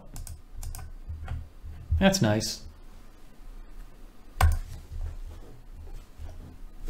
By the way, speaking of, I want to mention here, speaking of journalists writing back.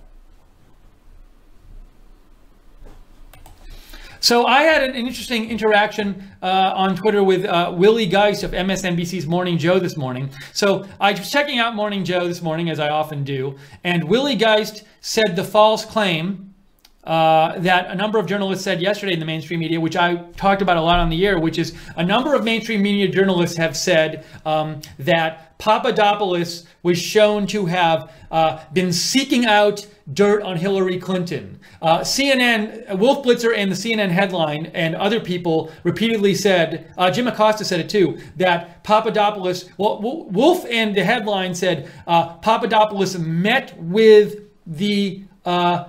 his contact for the purpose of getting dirt on Hillary Clinton. And Jim Acosta said something like that during the campaign, that he was trying to get dirt. And I explained that if you look in the indictment, the statement of offense that was released by the Mueller investigation yesterday, and the statement of offenses applying to George Papadopoulos, nowhere in there does it say that he was actually trying to get dirt on Hillary Clinton.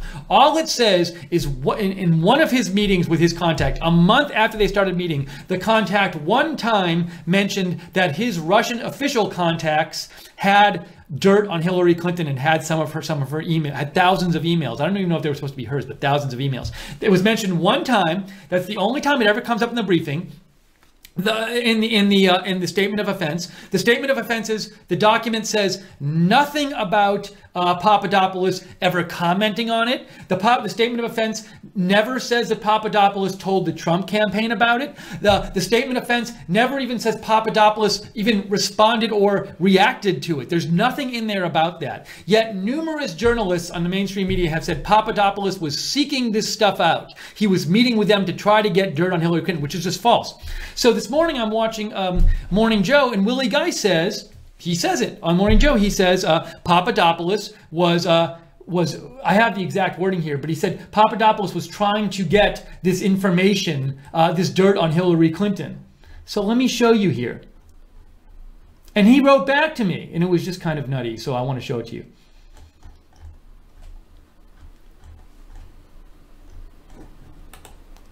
So Willie Guy said, as I wrote, Papadopoulos showed an interest in getting dirt. And that's not true. The statement of offense, the indictment never says that. So Willie Geist replies to me. He replies to me and he says, "Hi, Steve. As you probably know, it was a plea agreement, not an indictment." I have a response to that too. "The section on HRC dirt is on page 6.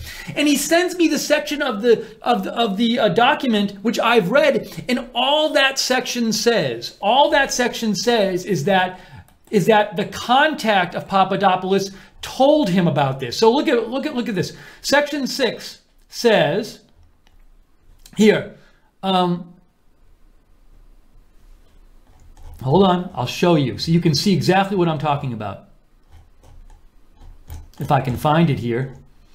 No, section on page 6. Is that what he said? Page 6? It's on page 6. It says, page 6.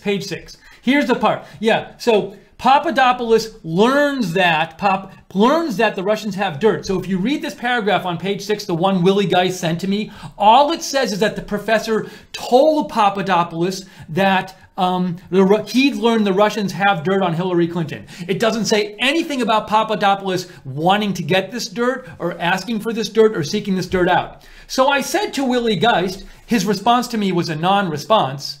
He didn't address. I said, "Hey, Willie, Willie Geist said Papadopoulos showed an interest in getting dirt," which this doesn't say in the document. And he says, "Well, the section on HRC dirt is on page 6, but that doesn't say but that section doesn't show Papadopoulos had any interest in this dirt." So I wrote back to Willie Geist and I said, "Willie, all that section says is that Papadopoulos was told once they had dirt. Can you please show where it says he sought it as you claim?"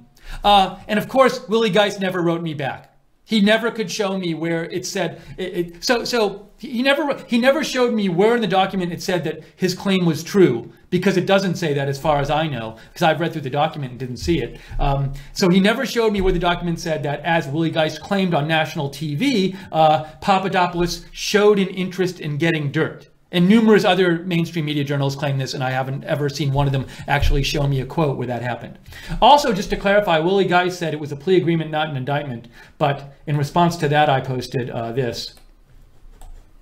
Just so you know, I said, "I'm aware there's some disagreement over terminology, but many, including the New York Times' Eric Lipton and GWU law professor Oren Kerr, call it an indictment." And I show the clips where Oren Kerr says it's an indictment, and Eric Lipton says it's called an indictment. Anyways, I never heard back from Willie Geist on any of this stuff.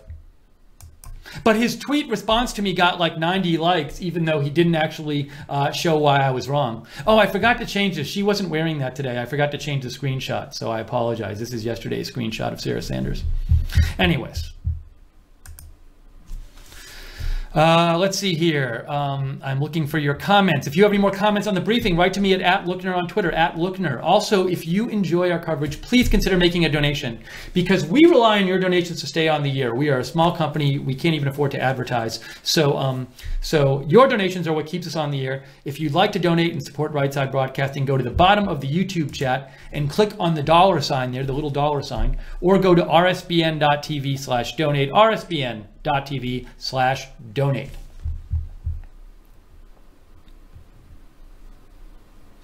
Kimberly McCarthy says, "It doesn't matter what General Kelly said. It is open season for all things Trump. Hashtag reveal truth. Just ignore them. It works."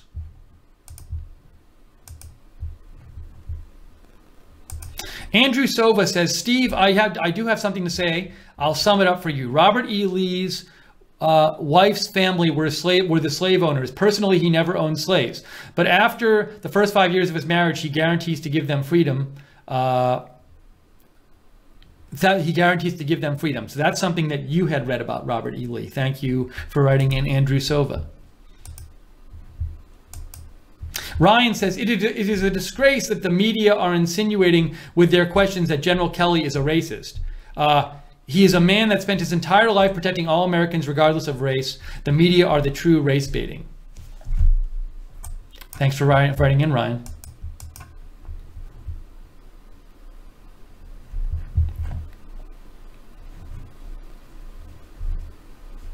And something that bothers me a little bit is, we showed General Kelly's comments before, and I explained why I think that, on a plausible, if you make an actual effort to to charitably interpret them, they don't really seem particularly offensive. Not to say that somebody couldn't interpret them a certain way and be offended by them, but it doesn't seem to me the most plausible way to interpret them.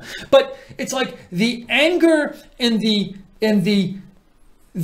heightened, the almost like near hysterical way these questions are asked about in the briefing suggests that like he said something much, much worse. And it just, to me, a problem becomes if you act in that way towards comments like that, then if somebody says, no matter who they are, something which is actually much more offensive, you've been outraged so much that your outrage loses its effect, because people will look at your outrage and say, well, you've been getting outraged all the time, so why should I be any more outraged about this? And so I do think outrage should be reserved for the things that really deserve it. And when I look at General Kelly's comments, what he said, I personally don't feel like it deserved that level of questioning, and there was a certain sense of outrage among the press questions about this, and a certain level of like, this is a scandal, which I don't think the comments themselves deserve. So. And so it kind of bothers me. And again, I'm not denying that some people could interpret them a way to be offended by them, but I'm just saying, look at the comments themselves. Look at the questions that were asked. Do you think that matches up and is proportionate? And the way they were asked, by the way, and the number of them that they were asked. And by the way, there's other ways to ask that question. Somebody could have said this. Okay, so General Kelly made these comments on the Civil War. Now, perhaps he was trying to just make this certain point, but does the White House acknowledge that, by talking about a sensitive subject like the Civil War, it can be a bit touchy and you might end up offending people when you get into such a subject like that? See, that's a way of asking the question and letting Sarah Sanders comment on it while still being charitable toward General Kelly and still, not acting all outraged about it and just sort of bringing it up, and there's ways, there's other ways to ask these questions. And also, if you ask questions the way they ask them, you lose half the country. I would think the press, if I was in the press and I asked a question, I wouldn't want half the country to get bothered by my question. I would want the whole country to listen to my question and think it's something important to talk about. So, anyways, maybe this is just all just my opinion. Connectus, right, gave us a donation of $25. Thank you, Connectus. Says, love your wire-to-wire coverage, always feeding my need for real news, aka at California Edge. Thank you so much, Connectus. And it was California Edge, I think, weren't you the one that you wrote to the Fox News correspondent and they wrote you back? Was that you? I can't find it now. Well, someone can rewind the video. Yes, California Edge was the one who wrote to Kevin Corke, and Kevin Corke wrote California Edge back. Thank you, California Edge. Garrett says he or she just tweeted to Willie Geist, that's why you are considered fake news. Thanks for writing in and sharing that, Garrett.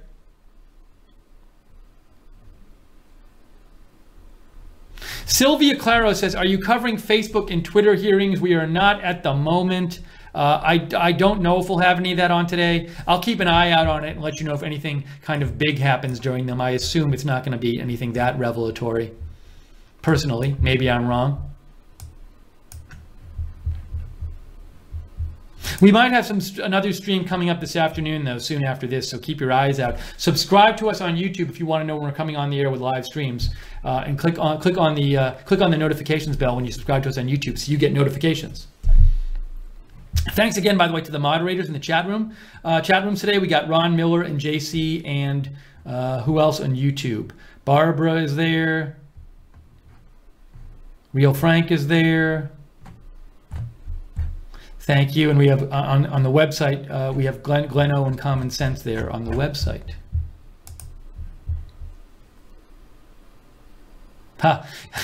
Vincent Parsons says, hi, Steve. Did your shirt get washed in the same machine as Sarah's outfit from yesterday's briefing? There's a bit of a match here. Although, yeah, this is not intentional, but there's a bit of a match.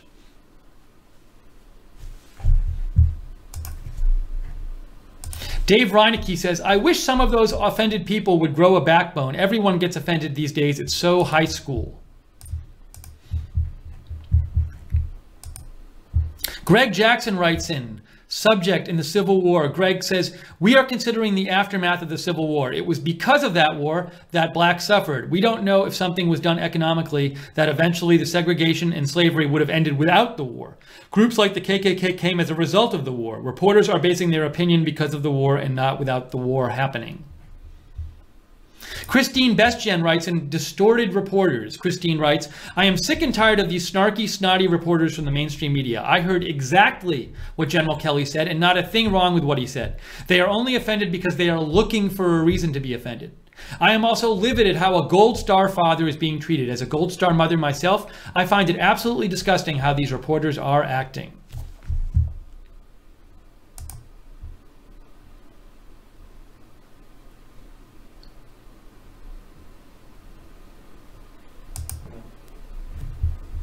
Let's see here. Greg writes in, there sure seems to be a lot of angst against Kelly. Are they so wounded that Kelly has tightened the White House that any drama has been removed?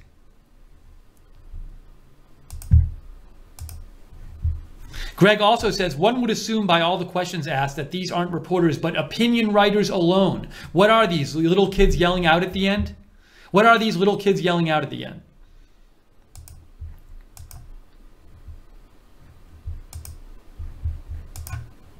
Okay, I think in a minute we're going to wrap this up, and I think we're going to probably do another news stream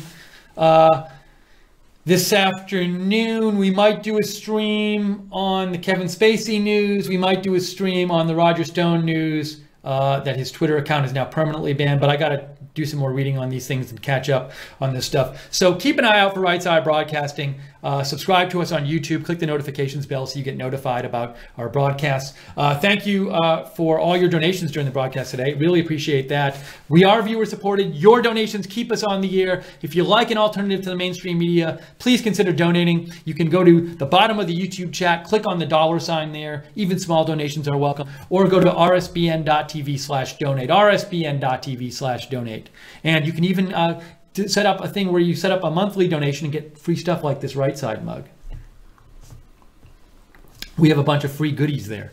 And if you want Right Side gear, people asked about this once in a while, go to TeePublic. Look, check this out. If you want Right Side gear, you go to teepublic.com. See, that's TeePublic. Oh, they're having a sale, 30% off everything. When I bought my shirts from TeePublic, my Right Side shirts, I used the 30% off. They have these like sales once every few weeks where they give you like 30% off everything. So you go to TeePublic. See, it's 11-hour sale. So you've been warned, there's an 11-hour sale at TeePublic. And if you search RSBN, you get Right Side Broadcasting, and you can click on these. And if you click on this, you get these shirts. And you also get long sleeve t-shirts, baseball shirts, crew neck, hoodie. You got wall art, mugs, pillows, totes, all this kind of stuff, notebooks. When I get the shirt, I get the extra soft one. Extra soft tri-blend, which is normally, it's a little expensive, but I got it when it was on sale. So I took you take 30% off, it's like 21 bucks, but I really like them. But I know Jake has the normal t-shirts, the regular ones, and he loves those. So anyways, for those of you who want Right Side gear, there's lots of different colors that you can choose from and all that stuff. Just so you know, it's out there. Whee! If you do get Right Side gear, send a post of it to us on Twitter, and Right Side will retweet your picture as long as it's clean at RSB Network. Okay, and that's where to follow us on Twitter too, at RSB Network. And I will be posting breaking news on Twitter, even when we're off the air, as I always do, at Lookner on Twitter, at LOOKNER. All right, I think we're going to wrap this up. A couple more messages I want to get to here. Becky Whitmer says, the press briefings are a hoot more times than not, which is sad. Very seldom do you hear a question that we really care about. It seems that this racist slavery thing has gotten out of hand. My question is, if Hillary would have won the presidency, would all of the same questions and statues have been taken down? Good question, Becky. I don't know the answer to that.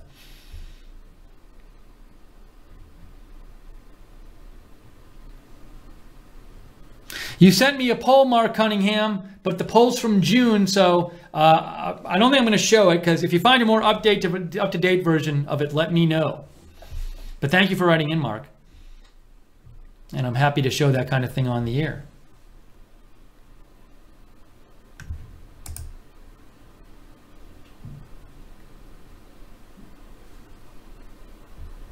Oh, and news executive, one of our viewers just gave me a heads up about something that just happened recently. Fanny wrote in and gave me an update about this. Hang on, I'll show you guys. A little breaking news.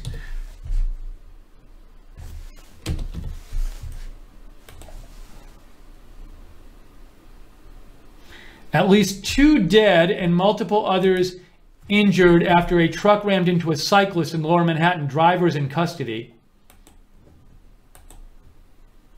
Driver drove onto the bike lane in Manhattan. Multiple people injured, including some in serious condition. Driver in custody.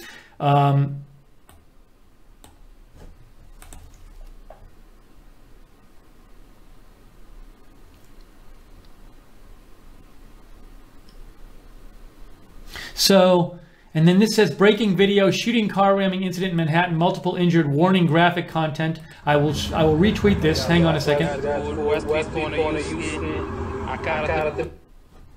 Let me just show you real quickly.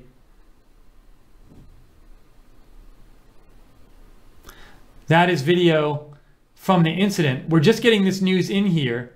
Now, for all we know, this was just, it was not something nefarious. I mean, it was something really tragic, but it could have been like a car accident. I've heard nothing yet that this might be terrorism.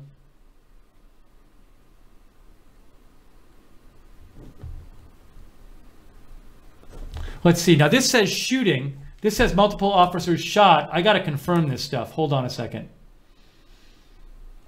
Let me see if anyone else is posting about this.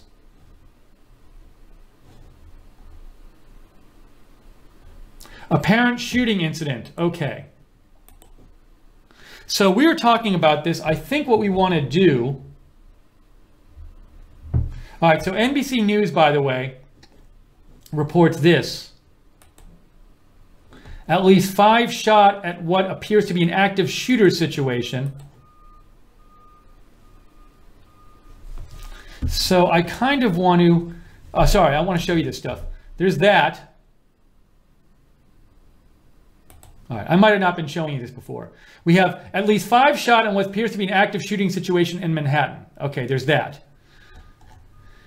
Multiple officers shot. We just saw that. Then we saw at least 2 dead and multiple others injured after a truck rammed into a cyclist in Lower Manhattan. Drivers in custody. Truck rammed incident in Lower Manhattan. There are a number of streets. Okay, you know what I'm going to do? I think I'm going to end this stream and come back and create a new stream and come back on the air and report on this incident. So I'm going to get off the air now and I'm going to say goodbye to you now. Give us about 5 minutes. We'll get a new stream up so we can report on this shooting incident and car ramming incident in Manhattan. So we'll send out a notification about that. You can follow us on YouTube, subscribe to us on YouTube, and you'll get the notification on that. So let me get off the air now, say goodbye for now, and I'll be on the air in about 5 minutes or so with another broadcast about the New York stuff so we can cover that on its own. For now, we'll see you soon. Have a good day, and we'll talk in a few minutes. We'll be back on the air with news about this New York situation.